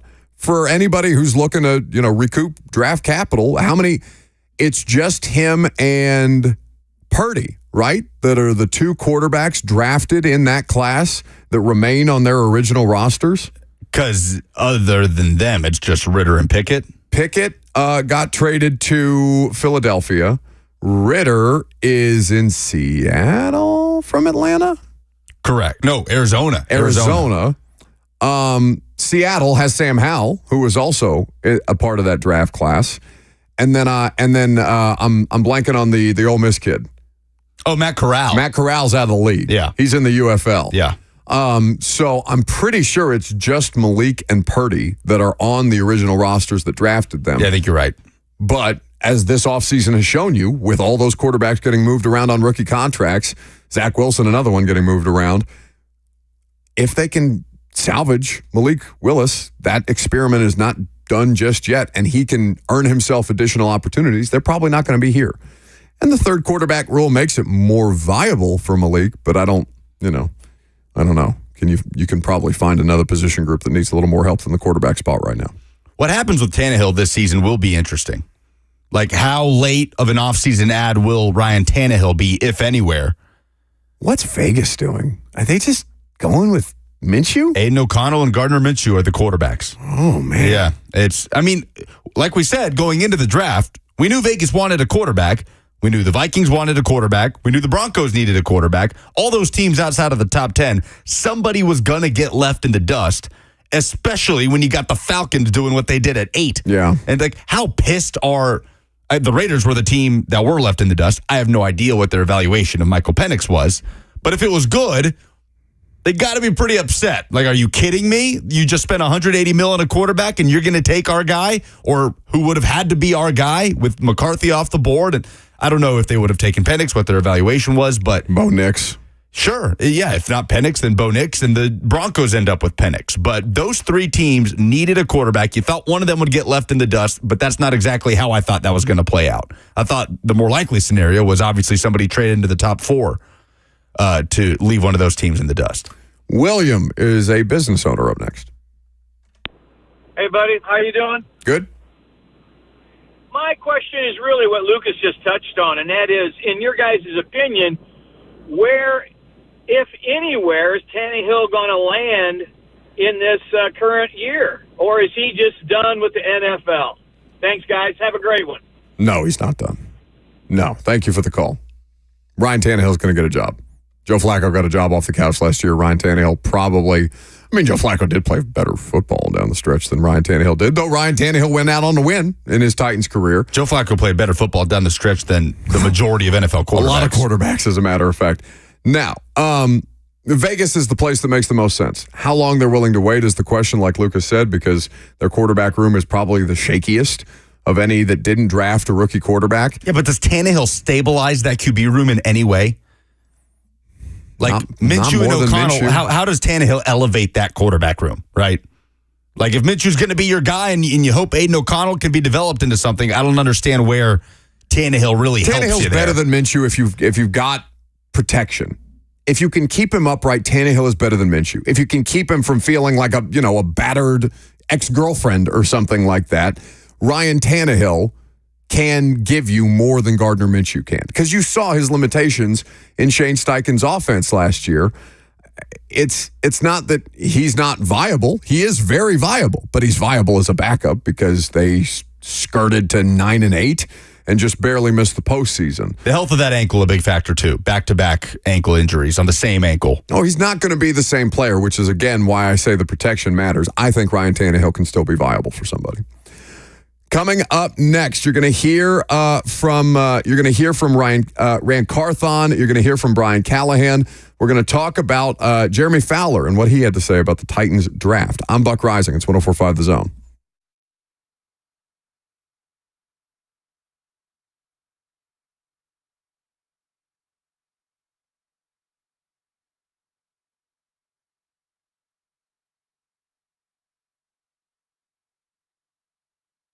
Oh, it is almost lunchtime. It's my favorite time of the day. So you may be wondering about where you want to go. 11:40. The good news, Hattie B's has been open for 40 minutes in almost all of their 6 locations in Middle Tennessee. One of them has been open since 7 a.m., and that's because at the factory in Franklin, Hattie B's is now doing breakfast, and it is amazing. The classic hot chicken biscuit, pimento cheese and hot chicken, the hot chicken and waffle stack, the crispy hash browns with the drinking buddy beer cheese or bacon cheddar grits. You got to go try it out. But it's lunchtime, so visit any one of their locations at Lower Broadway, Melrose, Midtown, Nashville West, even the Nashville Airport. Hattie B's is a family-run restaurant serving up your favorite Southern food, an authentic Nashville hot chicken. It is the best in town. You want to skip the line? Download the Hattie B's app and get a free dessert just by doing that. Top off your Hattie B's with some banana pudding or peach cobbler. Order for pickup through the app. Skip the line, walk in,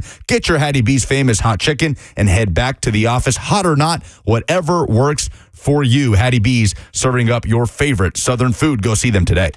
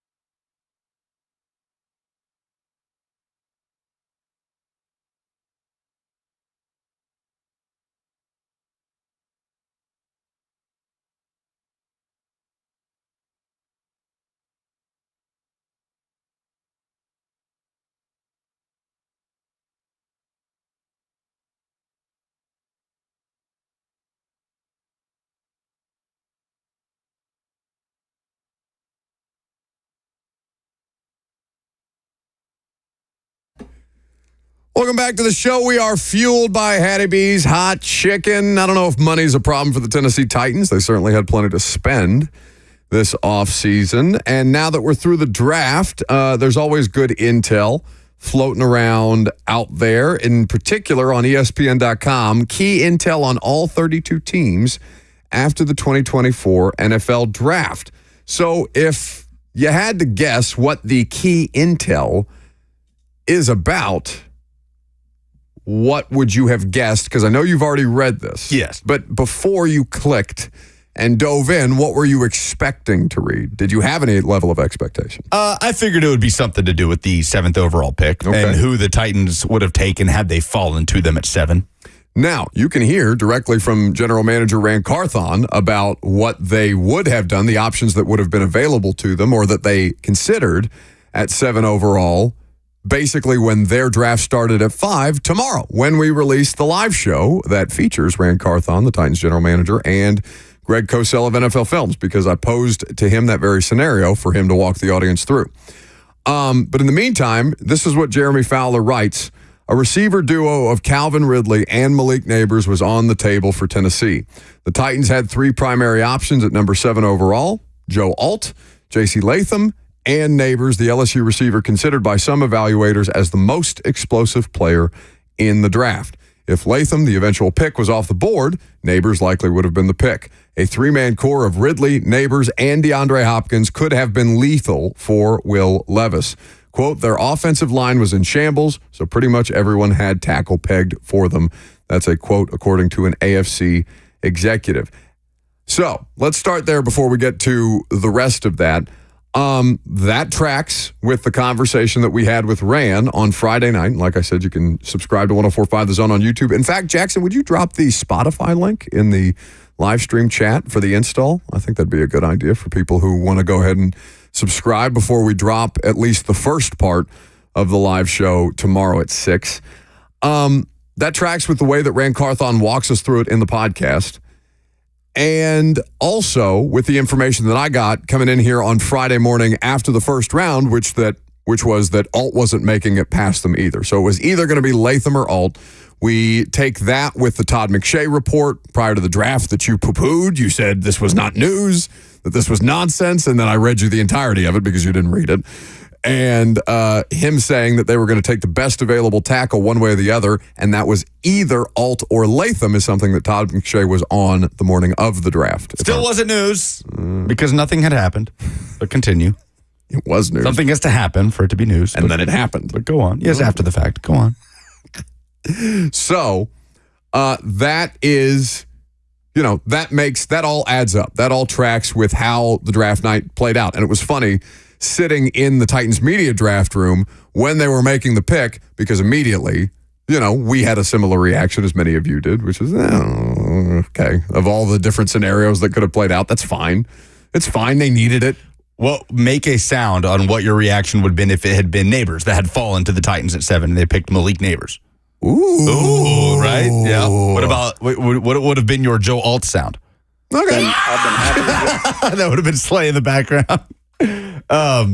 But again, I come back to wait. Everybody be quiet and play that sound again. I still can't get over the ridiculousness of the sound. I've been happy. Treylon Burks is going to be the 6th wide receiver on the Titans depth chart this year, and Ron Slay is going to be making that sound. We'll get to Burks. I've been happy.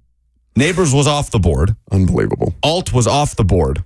So what pick at 7 would have made you make the ooh sound that you would have made for Nabers, right? Odunze. Oh, you would have made the exact same sound for Odunze. Mm-hmm. Okay. I was in on a skill player.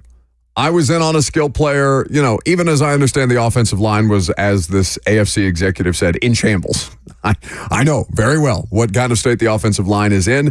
And also, I would have killed to see what they would have done with a trio that looked like Hopkins, Ridley, Nabers / Odunze, or even Bowers. I probably would have made the same with Leroy Watson at left tackle. Yeah. There's that. It would have been oh God. I'm in danger. Exactly. Something like that. But the laugh on the front end for the receiver, and then the I'm in danger part for Leroy or Leroy Watson. breaking Titans news on 104.5 The Zone. What do you got? Jeremy Fowler of ESPN, Tyler Boyd is signing with the Tennessee Titans on a one-year deal worth up to $4.5 million. A reunion with Brian Callahan, his former receiver in Cincinnati. Can I hear that sound one more time? I've been happy. That's the sound that Treylon Burks is making, understanding that his new coaching staff, wants absolutely nothing to do with him on the field. Get him further and further down the depth chart. Can I hear from Brian? In fact, no, this is a perfect way to go to break because the entire noon hour is going to be dedicated to what the pursuit of veteran wide receivers, not just named Tyler Boyd, meant for Treylon Burks. This is timely. Treylon Burks is officially, well, not officially because they haven't put out an official release yet, but reportedly going to join the Tennessee Titans. You found your slot receiver. We'll talk about what it means for the rest of the roster coming up next.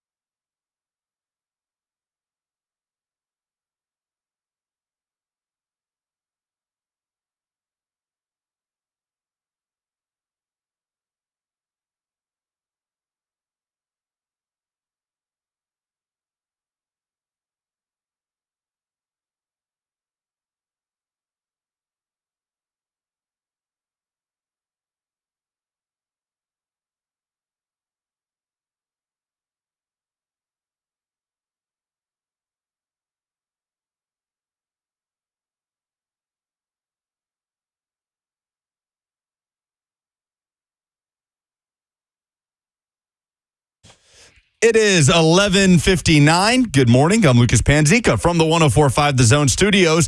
The Tennessee Titans are signing free agent wide receiver Tyler Boyd on a one-year deal worth up to $4.5 million per Jeremy Fowler of ESPN. Boyd played for Brian Callahan in Cincinnati for the last 5 seasons. Titans also made a transaction on Monday, signing defensive lineman Marlon Davidson, the Auburn product. Spent time with the team last season. He posted 10 tackles, 1 sack, and 2 TFLs in 5 games. NHL playoffs tonight. The Hurricanes are at the Rangers for Game 2. 6 p.m. is the puck drop. The Rangers lead it 1-0. In the West, the Avalanche are at the Stars for Game 1 in Dallas at 8:30. 2 conference semifinal series tip off tonight in the NBA. Cavs at Celtics at 6. Mavericks at the Thunder at 8:30. For all your foundation repairs and waterproofing needs, visit USSTN.com. Breaking news at once on your home for the Titans and Vols. This is 104.5 The Zone.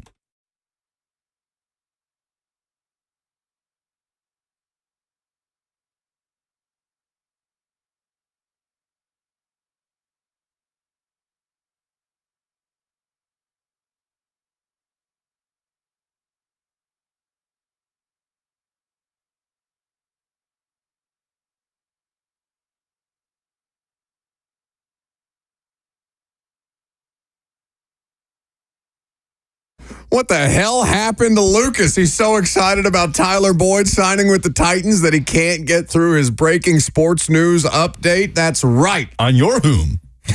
If you're just joining us, the Tennessee Titans have agreed to a 1-year, up to $4.5 million deal, according to Jeremy Fowler of ESPN, with wide receiver Tyler Boyd, a reunion with his former offensive coordinator in Cincinnati, now Titans head coach Brian Callahan. Lucas having a meltdown. Apparently Joseph is behind the scenes also having a meltdown. Jackson, you said he was squealing like a stuck pig back there upon discovering the news. He's gone now. He ran away.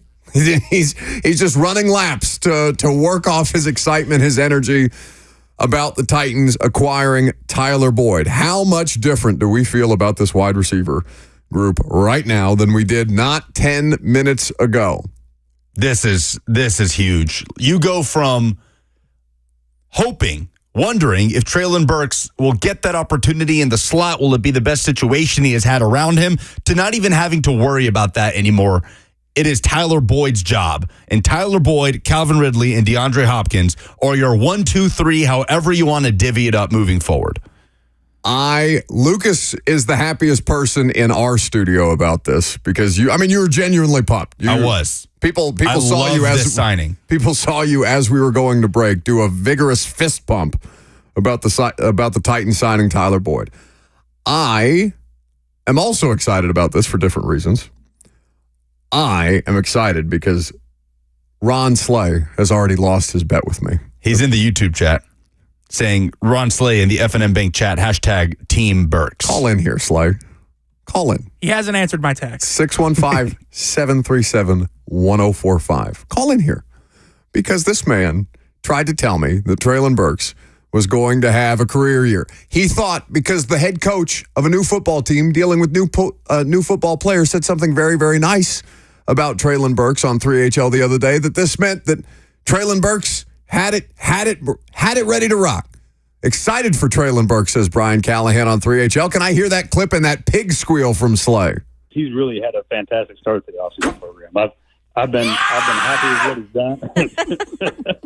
I have no idea. I mean that. That's honest. He's done a great job of learning and getting a bunch of different things down, and I think he's really stacked a handful of really good days together as we started. And so I'm optimistic about him contributing for us, and I think he's gone about it the right way. So really, I got a lot of respect for how he started it off. So you just made his day, Coach. Yes! You have no idea what you're doing right now, Coach. Yes! Burks in the slot. He's going to do a little bit of everything. He's got some versatility for us, so he'll be able to do some stuff outside. And really, ultimately, it's my role and our coaching staff's role is to find a handful of things that he can really help us with and highlight those as much as possible. And so Some of it might be in a slot. Some of it might be outside, but I'm fired up, man. I think he's got a chance to help us. Okay. Oh, no. All right. Can we not use this entire segment? No. Stop it. Why are we using this to bash Treylon Burks? I'm not. Yes, I'm using you are. it to That is bash exactly Ron what you're Slay. doing. Get out of my way. I have words with this man. My issue is not with you. It's with Slay. What do you have to say for yourself? Perfect segue. You know what the funny thing about all of this is? And yes, I am always Team Burks, but the funny thing about this is the distraction that people are under. And the reason I say that is we've been so conditioned over the last 25, maybe 30 years to just always look back there at the backfield in that security blanket.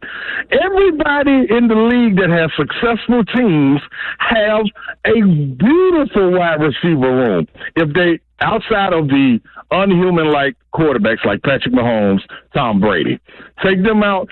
People have receiver rooms, people. It's not just about having one guy that can go out there and take the top off. That's not it. They have weapons. That's what you want. You now have another weapon. And so the people that should be really nervous. Look at you. I hear you smiling through your analysis. You don't even believe the words that are coming out of your own mouth. The people that are just in the slot. No, the people that are just in the slot. And the other thing is, what I hear when I hear Callahan speak, we're going to put him into position for him to be successful, which these offensive coordinators have not been able to do. The development has not been there. We raved about this, so there's no need in going back on this now. Is all I'm saying, Buck. Oh, no. All I'm saying is the position they're going to put him in for success is on the bench. Slay, it's on the bench. No, it's on the bench. That's not what I just. I can't call in. I can't call in with that right there, and then that's what you give me something like that. No, give me something concrete, Buck. I just gave you something concrete.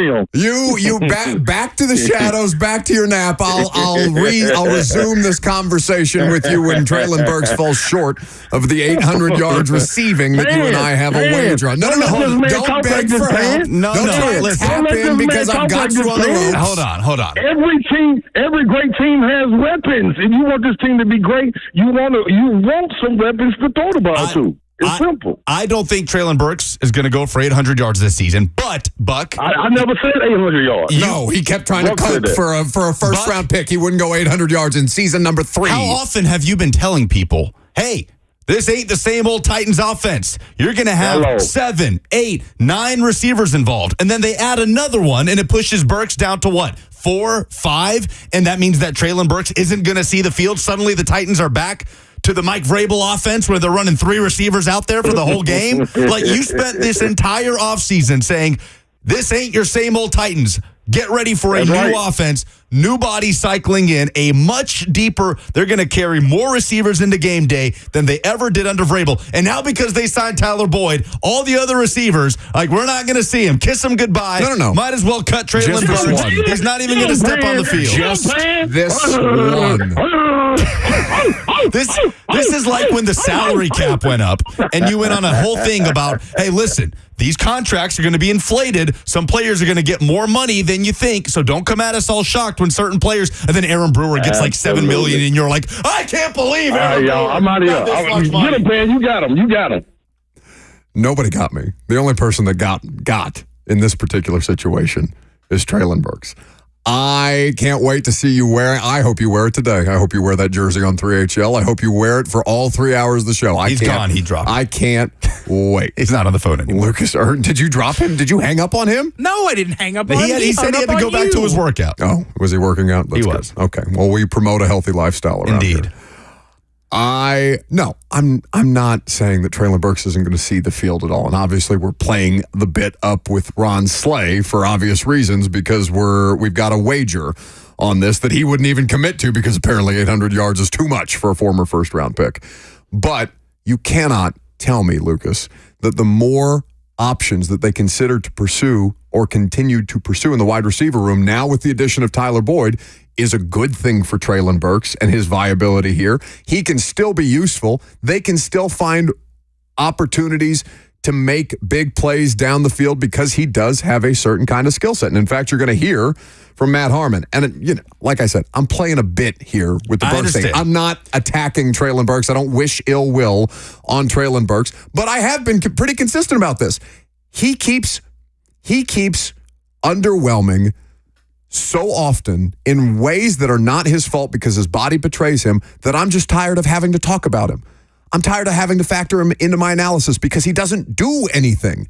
Even when he's out there, his contributions are one catch for 70 yards against the Chargers in a win that was important for them at the time that they won the game. But again, I can count on one hand the number of difference-making plays this player has made heading into year 3. They have now signed one of the best slot receivers in football. They add that to Calvin Ridley and DeAndre Hopkins. NWI is the more reliable backup to the aforementioned 2 that I just put out there. Burks is at best 5th, and that doesn't mean that he can't get some snaps. Yes. But I don't want to have to think about him. I want Treylon Burks to be a nice surprise. I don't want to have to rely on Treylon Burks on a week-by-week basis, and this move is exactly that. They don't think that they can rely on him to carry as much of the offense as they need a starting wide receiver to carry.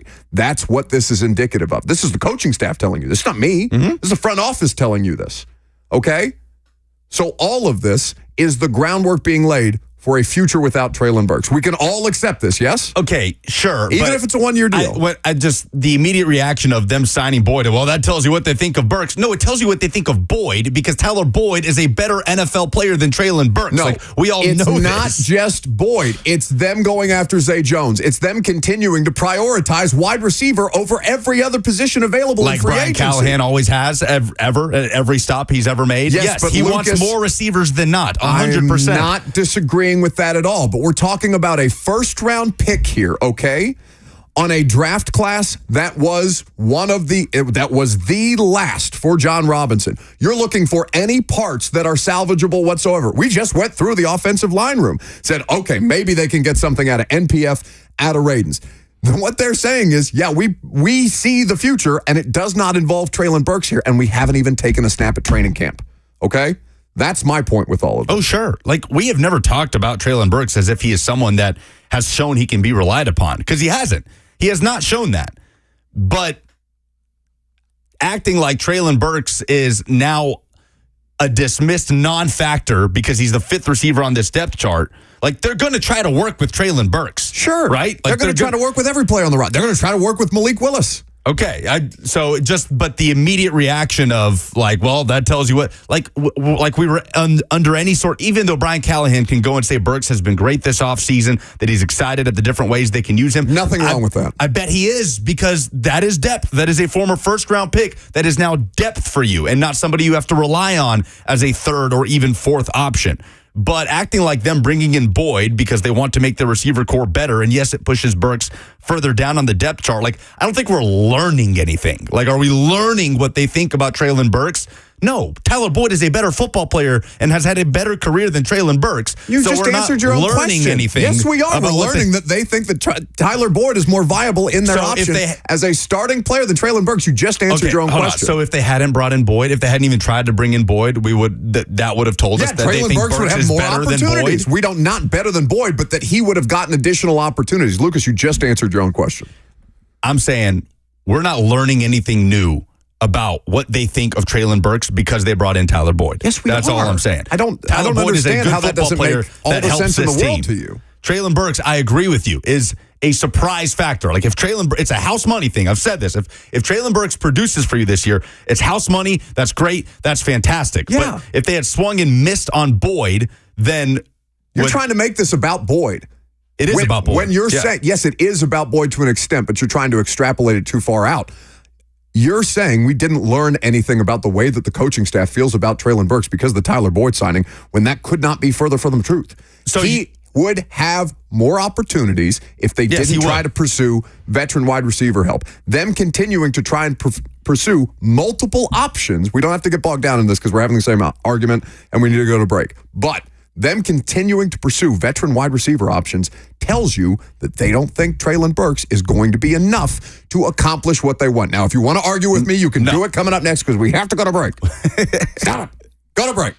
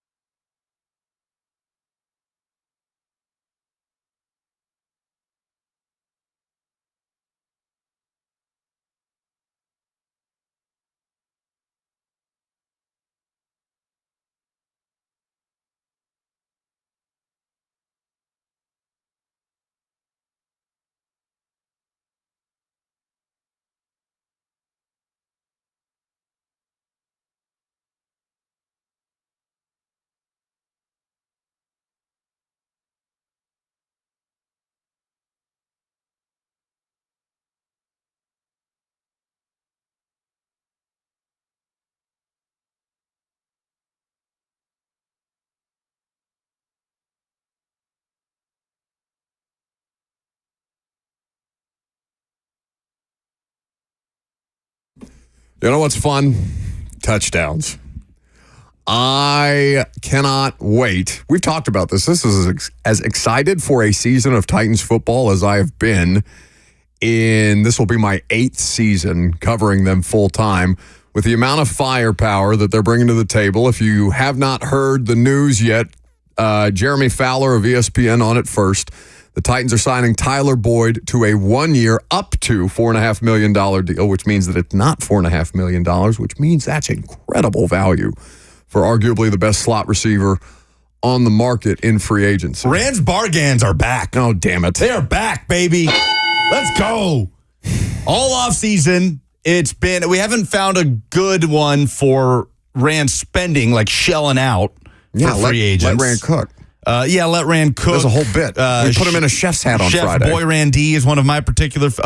Chef Gordon Ramsay is one of my favorites as well. It's Chef Boy RC.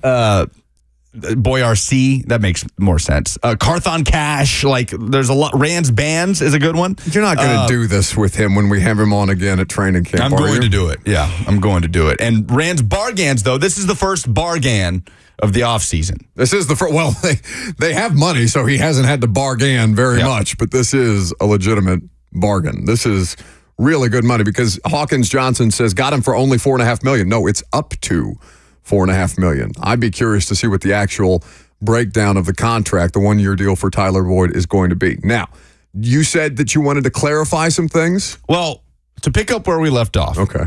Before we go to the phones. I think that acting like this is us learning anything about what the Titans think of Burks, that insinuates that we were previously under the impression that this staff likes Treylon Burks and believes that they can rely on him as a third option, as a slot receiver. Where, to me, I was never in that mindset because Burks has done nothing to lead you to thinking that this coaching staff say, oh, yeah, Burks, we need to go for Boyd for. We got Treylon Burks. So Tyler Boyd, who is indisputably a better player than Treylon Burks, being brought in, I don't learn anything about what they think of Burks, right? Like, yeah, they think Boyd's a better player than Burks, that he can help them more than Burks, pushes Burks down the depth chart so he can help them as a rotational depth piece instead of relying on him as a third. Okay, I don't think I learned anything today because I already previously assumed if you told me in December, hey, would Brian Callahan rather have Tyler Boyd or Treylon Burks? I would have said, yeah, Tyler Boyd. If he has the option to have Tyler Boyd in that role as opposed to Burks, obviously every coaching staff in the NFL wants the accomplished NFL player, not the first-round pick that can't stay healthy. So I don't feel like I learned anything today about what this staff thinks of Treylon Burks. And my point is you're missing the entire point because you've just said you assumed. You don't know anything about this coaching staff. Really? Sure, Buck, but Lucas, no, what are we talking about here? No, you assumed that you knew what an NFL coaching staff thought about a former first-round pick. Yes. And then extrapolated that out further. Am I understanding you correctly? I'm going to make the assumption that this staff was not ready to rely on the first-round pick that hasn't been able to stay healthy for 2 years. Yes, I made that bold assumption. I'm not holding that against you. But they have definitively now told us something by making a signing. Do you not agree with that? They have told us that Tyler Boyd is a better player than Treylon Burks? That they agree with your assumption, but you did not know that at the time is my point. We were going to learn what this Titans coaching staff felt about Treylon Burks, Kyle Phillips, Chig, NPF, all these kind of guys that are jumbled up into this situation, and you can assume whatever you like.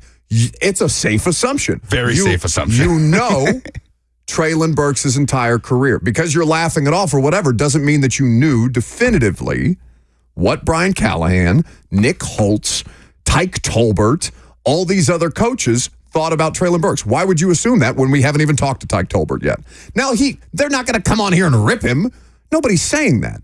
But all I'm saying is I have now clarification. I did learn something. I learned that they agree with your assumption. Sure, we have clarification. That's fine. I don't think I learned anything today. Okay? Well, you can be steadfast in your ignorance, and that's fine. 615-737-1045 is the number if you want to jump in to the conversation. Let's start with Colton, who works construction. Hey, guys. This is my first time ever calling in, but I was just wondering, is there a chance now that you can possibly trade Treylon? I'll hang up and listen. Appreciate y'all. Sure, Colton, there's always a possibility, and I appreciate the call, but I don't know what the value is. Now, to Lucas's point, Treylon Burks being further down on your depth chart is not a bad thing for the Titans. It's not the best thing in the world for Treylon Burks, the individual, but this is about the team. This is about how many wide receivers you can roll through before you see a legitimate drop-off. And the answer is probably 4 at this point, right? If you're talking Ridley, Hop, Boyd now, and I'm going to put NWI in there, you feel pretty good about that as your top 4. If you can, Burks is a cherry on top if you can get anything out of him at all. Yeah. Anything. If you get anything from Burks, that is like a bonus house money, and that was the case before they signed Boyd. Absolutely. We are aligned on that. The only thing that I was taking issue is that we didn't learn anything from the coaching staff when we didn't previously definitively know. This tells us. So, with that being said, can you trade Treylon Burks? Can you? Yes. Will you? I have no idea. Because a lot of teams have filled out their wide receiver room already. We've been through the draft, so his value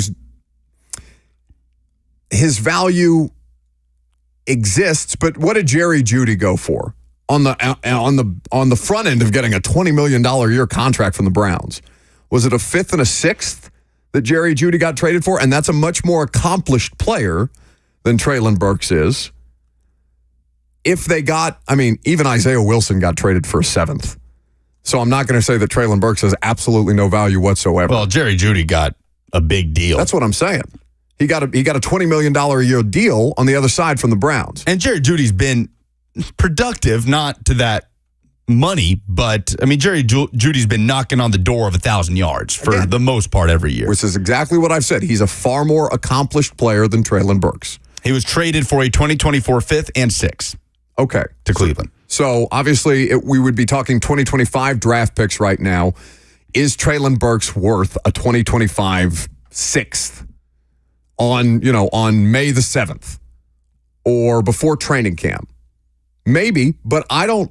Is the 6th round pick, the future 6th round pick, so much more valuable to the cheap depth that he provides? The answer is probably no. Don't be so quick to move him because you're not getting fair trade value on it. He's a first round pick. He's the 18th overall pick. You're not getting that back. You're not getting a day 2 pick in all likelihood. I would be shocked if you got anything above a 2025 6th for Treylon Burks, based on what his career has been and the lack of availability and reliability that his name is kind of synonymous with right now. You keep him because you don't need him. It's nice to not need Treylon Burks, is my point with all of this. Oh, yeah. It's great that is very true. Need Treylon Burks. But that doesn't mean that you should immediately just try and flip him for the first offer that you get. You need that depth to roll through a 17-game NFL regular season plus playoffs. Nolan is a driver up next. Hey, Nolan. Hey, what's up, bud? How are you? I'm good. Just getting off from work, man. I just want to lend my opinion on, or I'm going to say my perspective on what's going on here. So, Rand and Coach Callahan, man, this is their golden opportunity in their career. You know what I'm saying? To level up. So, them adding Boyd, what I'm getting out of it is that they're all in, man. They trying to go for Super Bowl contention. Period. They just trying to do everything they can with what's on the market and, with the draft and, everything that they can, making the right moves so that they could be Super Bowl contenders. It's going to, like I say, it's going to look awesome for their career and their portfolio. I think Boyd is going to be here a minute. You know what I'm saying? That's a minute on the clock, Nolan. We appreciate the call. That's why you hear the Oscars music. So with that being said, does Tyler Boyd mean that they're competing for a Super Bowl? Like Nolan just said. We've held the belief that this team was constructed to compete for the division. That's the first step that you have to take. If you are competing for a wild card spot, the AFC South title this year, that's a fair expectation for this team. Quarterback in year 2, veteran talent all over the place. solid depth from your draft classes and now starting caliber talent, this is a roster that is capable of competing for a playoff spot. Well, let me ask you this, because it all hinges on Levis, right? All of it. Whatever level of contention, Super Bowl division, wild card, anything, it hinges on Will Levis. All of it. So let's say Will Levis is a top 15 quarterback this coming season. Like, you could comfortably put him in the top 15 quarterbacks of the 2024 season when it's all said and done. Then what kind of ceiling comes to mind when we look at the personnel around Will Levis? A top 15 quarterback. Is Jimmy Garoppolo or Brock Purdy a top 15 quarterback? Purdy's probably top. Absolutely is. 8. Yeah. Let's say quarterbacks who have made a Super Bowl. Yeah. Okay. Top half of the league. Let me say this. Will Levis has a Baker Mayfield type season. Similar production to last year. That can compete for a Super Bowl. With the weapons around him. Yeah. And obviously, that can win the division. Staying healthy in key spots on defense. That can get you to a home playoff game. Baker Mayfield had, what was it? It was damn near a career year. No, he had a career year. It was the best year of his career last season. I'll pull up his numbers. But yeah, if you could give me Baker Mayfield's numbers, and this is obviously just a purely hypothetical. Sure, but that's a good baseline, because what we talked about Tampa in such dismissive terms last year, and they ended up being the best team in the NFC South and winning the division and going on to the playoffs. And we're talking about Baker Mayfield last year, 28 touchdown, 10 interception season, career high in touchdowns for Baker, 4,044 passing yards. So that would mean Will Levis becoming the first quarterback of the Titans era to throw for 4,000 yards. That's such a ridiculous stat. And it would have as much to do with the system he's playing in, because Tannehill was right there knocking on the door after having a great year in a very run-heavy play-action system. So Will Levis, helped by obviously the weapons around him and the coaching staff, barely cracks 4K, 28 touchdowns, 10 interceptions. Like, if that is the level that we see in 2024 and mostly stays healthy, Baker played all 17 games. He was completely healthy last year. You can win the division like that, and if you win the division, it makes you a Super Bowl contender. Yes? We can say that? If you win this division, I'd be willing to say that. Yeah, not every division. Which division are you in? If you win the NFC South, buddy, you ain't a Super Bowl contender. This is the one Baker won last year. This one we're comparing it to. Yeah, we're the Bucs Super Bowl contenders last year. Lucas, let's not do that again. I'm not doing this argument with you again. The answer is no, but yeah, let's not do that. Oh, my God. A reminder to subscribe to 104.5 The Zone on YouTube, because we talked about the idea of never having enough wide receivers with Ran Carthon. We didn't make it specific to Tyler Boyd on Friday during the podcast with Greg, but we're going to drop that episode tomorrow in your podcast feeds and on YouTube. So subscribe to both of those, 104.5 The Zone on YouTube and the Install with Greg Cosell, wherever you get your podcasts, and you'll hear the thought process prior to signing Tyler Boyd about essentially signing Tyler Boyd, among many other things. Let's go to Dylan, who's an event manager. Hey, guys. How you doing? Thanks for taking my call. I just wanted to real quick say that I think Treylon Burks is in an absolute ideal situation in his depth position here. I don't really think he gelled with the offense last year, with Mike Vrabel entirely. I mean, the guy kept getting hurt, and Mike just kept throwing him out there. The poor guy was just, not fitting that. I think it's going to do great for his confidence. I think DeAndre and Calvin Ridley are two of the best teachers for this man. And honestly, just look out for him this year. Last thing I want to say, top 15 for Will Levis. I'm thinking we're going top 10. And you heard it here first. Titans are going to the Super Bowl. Love you guys. Bye.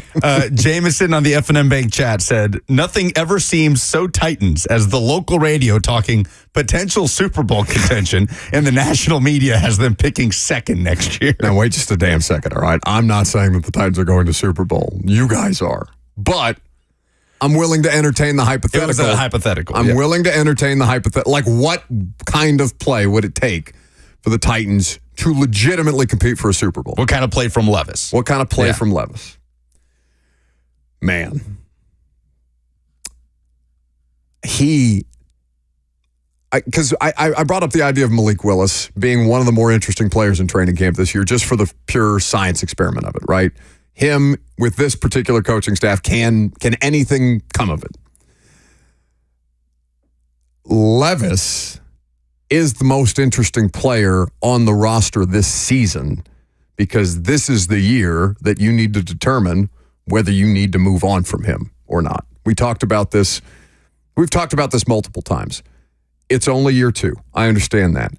His rookie contract is only 4 years. He's not a first-round pick, so the clock on this is sped up immediately, which, if he plays well, works to his advantage because he'll be the first to the payday before any of those other guys that were first-round picks in that draft class. But if they aren't 100% sure that Will Levis is the guy by the end of the season, and they'll probably know before the end of the season, then you need to talk about moving that player just the same way that Pittsburgh did and Seattle, that Atlanta did, and all these different other things while he's still cost effective, because that's still a bargaining chip in your favor. But damned if he doesn't have a great situation around him to succeed. You and I had this back and forth yesterday about, the amount of people 2025 mock drafts don't mean anything. They're stupid. The only purpose they serve is to kind of tell you what people think of prospects this far out, right? To get a gauge on, okay, right now, James Pierce is going to be talked about as a potential top 10 pick going into the college football season. Sure. But your point was about the Titans. That they've all been picking. The Titans have been mocked at like 1 or 2 in 2025. And Austin Stanley texted me after the show. He's like, most of those are like just taking over-under win totals and putting them in reverse, like from sports books, and just having that be the draft order. Yeah. So obviously it's a very flawed exercise. But the Titans have been, quote-unquote, mocked at 1 or 2, picking either James Pierce out of Tennessee or ex-quarterback Carson Beck. Someone in the F&M Bank chat, Wallace, says, I saw a mock draft with the Titans drafting Shedeur Sanders out of Colorado, right? So, yes, it tells you what people nationally think about Levis or don't think. 615-737-1045 is the number if you want to join the conversation. How about Ryan, who works in construction, next? Hey, Ryan. Hey, guys. You there? Yep. Yeah, hey, I think Treylon Burks, I'd hold on to him because looking at what the Bengals and that offense with Brian Callahan coming in, they got 300 yards with Trenton Irwin last year. I think Treylon's a much better product, and those yards were, I'm not sure what the games amounted to, but Jake Browning was his quarterback, so I have higher hopes for Levis than him, and so I think Burks could be a sleeper this year for the Titans. That's fine. Like, whatever he's going to be. But that's where you want him. That's exactly where I want him. Sleeper. I want Treylon Burks slept on. I want to be the one sleeping on Treylon Burks.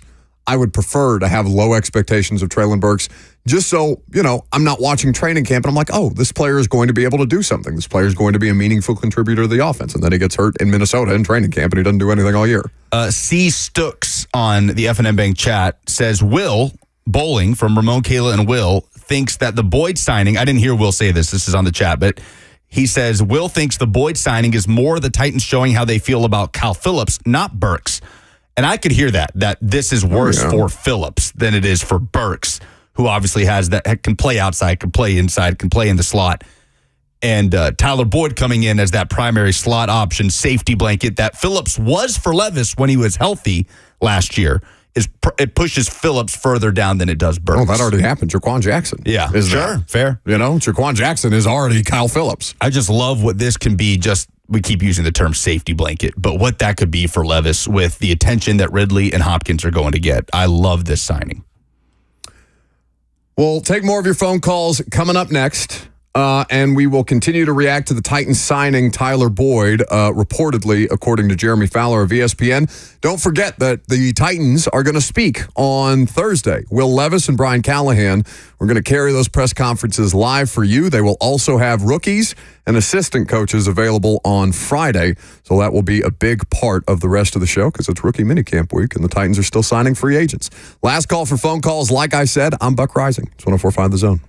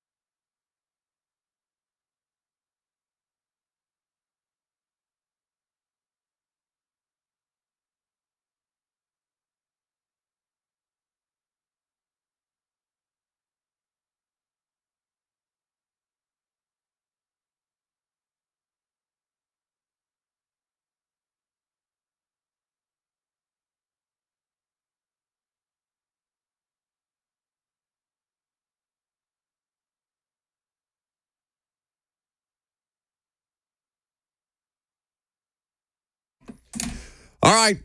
Last call for phone calls. If you got them, 615-737-1045 is the number. If you can't get in with us, don't worry. There's breaking news. There's live shows on all day. You got Blaine and Mickey with Brad Hopkins, because Blaine's in Dubai. Have you been following Blaine's Instagram stories, by the way? This is wild. Living lavish in Dubai. Well, they pay pretty good money for Americans to come over and make it look like a very lovely place, Saudi Arabia.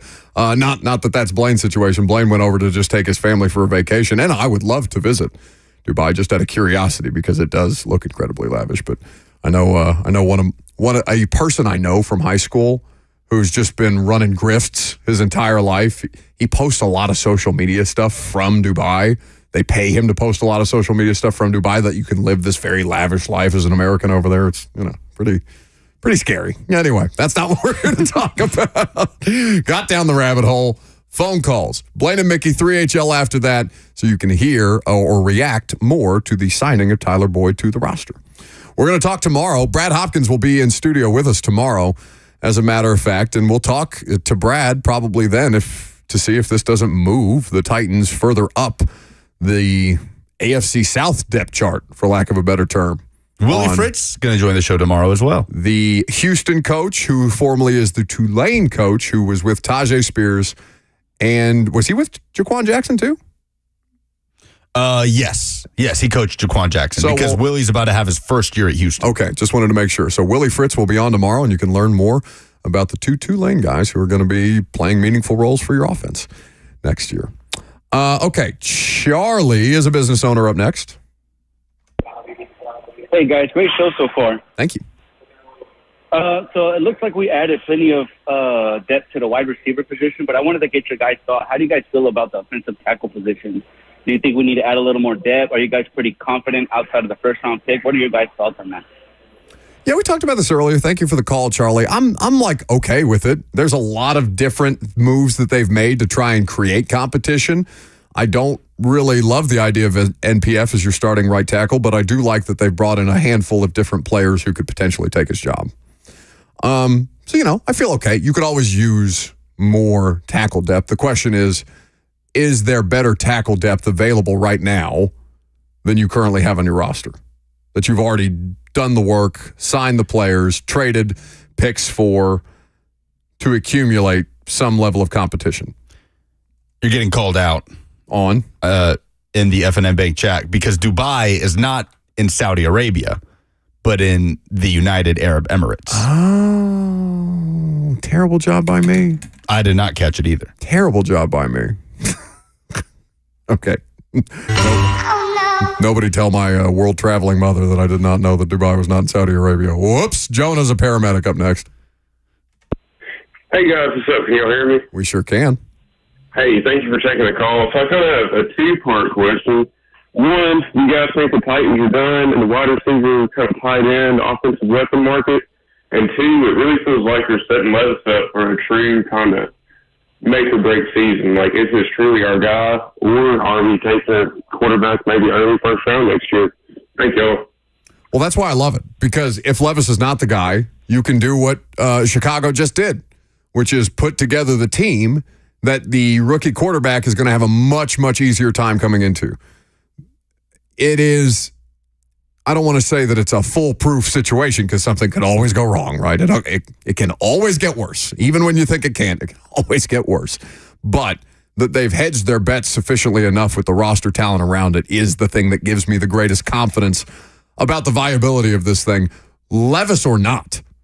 Right. Like, they've made it to where one way or another, at the end of the season, we should have a very good idea of what Will Levis is, right? One way or another. We're not going to be ending the season and be like, I don't know. Is he the guy? Is he not? Like, we should have a much better frame of mind for what Will Levis is as an NFL quarterback in this situation versus what we saw last year, which is something the Giants haven't been able to do with Daniel Jones, the Bears haven't been able to do with Justin Fields, and so on.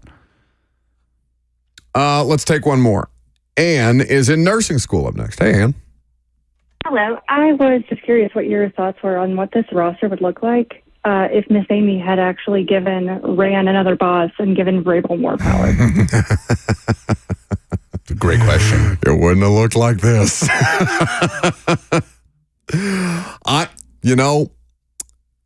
Mike did good work here for a period of time, but the thing that I come back to on it is that he, as a player evaluator, he was not as good a player evaluator as he was a coach.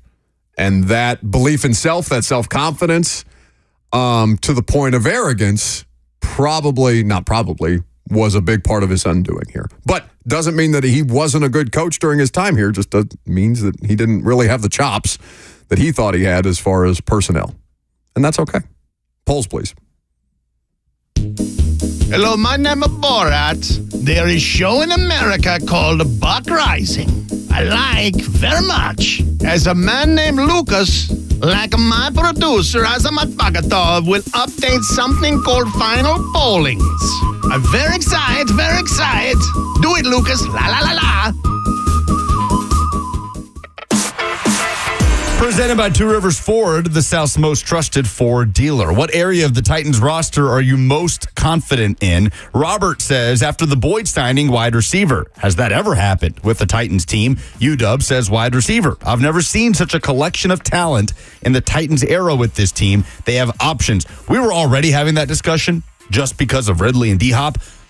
Boyd probably pushes that over the top, right? The best collection of wide receivers in the Titans era. Titans era, this will be 26 seasons of Titans football since they became the Titans. This is the best collection of wide receiver talent that has existed on the roster at the same time. Now, we posted this morning, so before the Boyd signing was reported by Jeremy Fowler. So before that news broke, John said running back between Tajay and Pollard, I think we are good. And while it's different from previous years, fully expect it to be productive. Kenneth says the secondary spent a ton of resources on it, and you hired a defensive back coach as defensive coordinator.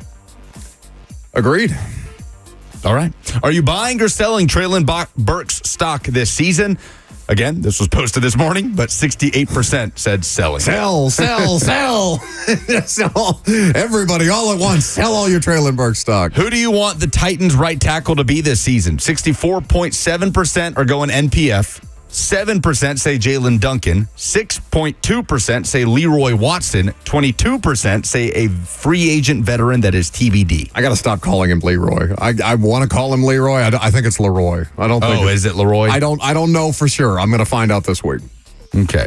Flannel Fred. It feels a bit Leroy Watson. Leroy Watson. I don't know. It could be. Flannel Fred has tweeted us, said, is there a reason everyone who is calling in is giving their profession along with their name? Did I miss something? Yes. You now tell us what you do for a living rather than where you're calling from. Yeah, I don't want to know where you're calling from. I don't need to know that you're on I-40 on a car phone, as many of you are still calling in like it's the plaster days. No, I want to know what you do for. I'm trying to get to know you a little better. You know us. We'd like to know you. Those are the polls. That's the show. Fun show today. If you missed any of it, you can check out the podcast. You can rewatch it on YouTube. If you want to see Lucas and I red-faced and screaming at each other about basically saying the exact same thing, that's the funny part about all of that. And you can keep it locked right here on 104.5 The Zone, because Blaine and Mickey, 3HL, they're all going to react to all of this news coming up next.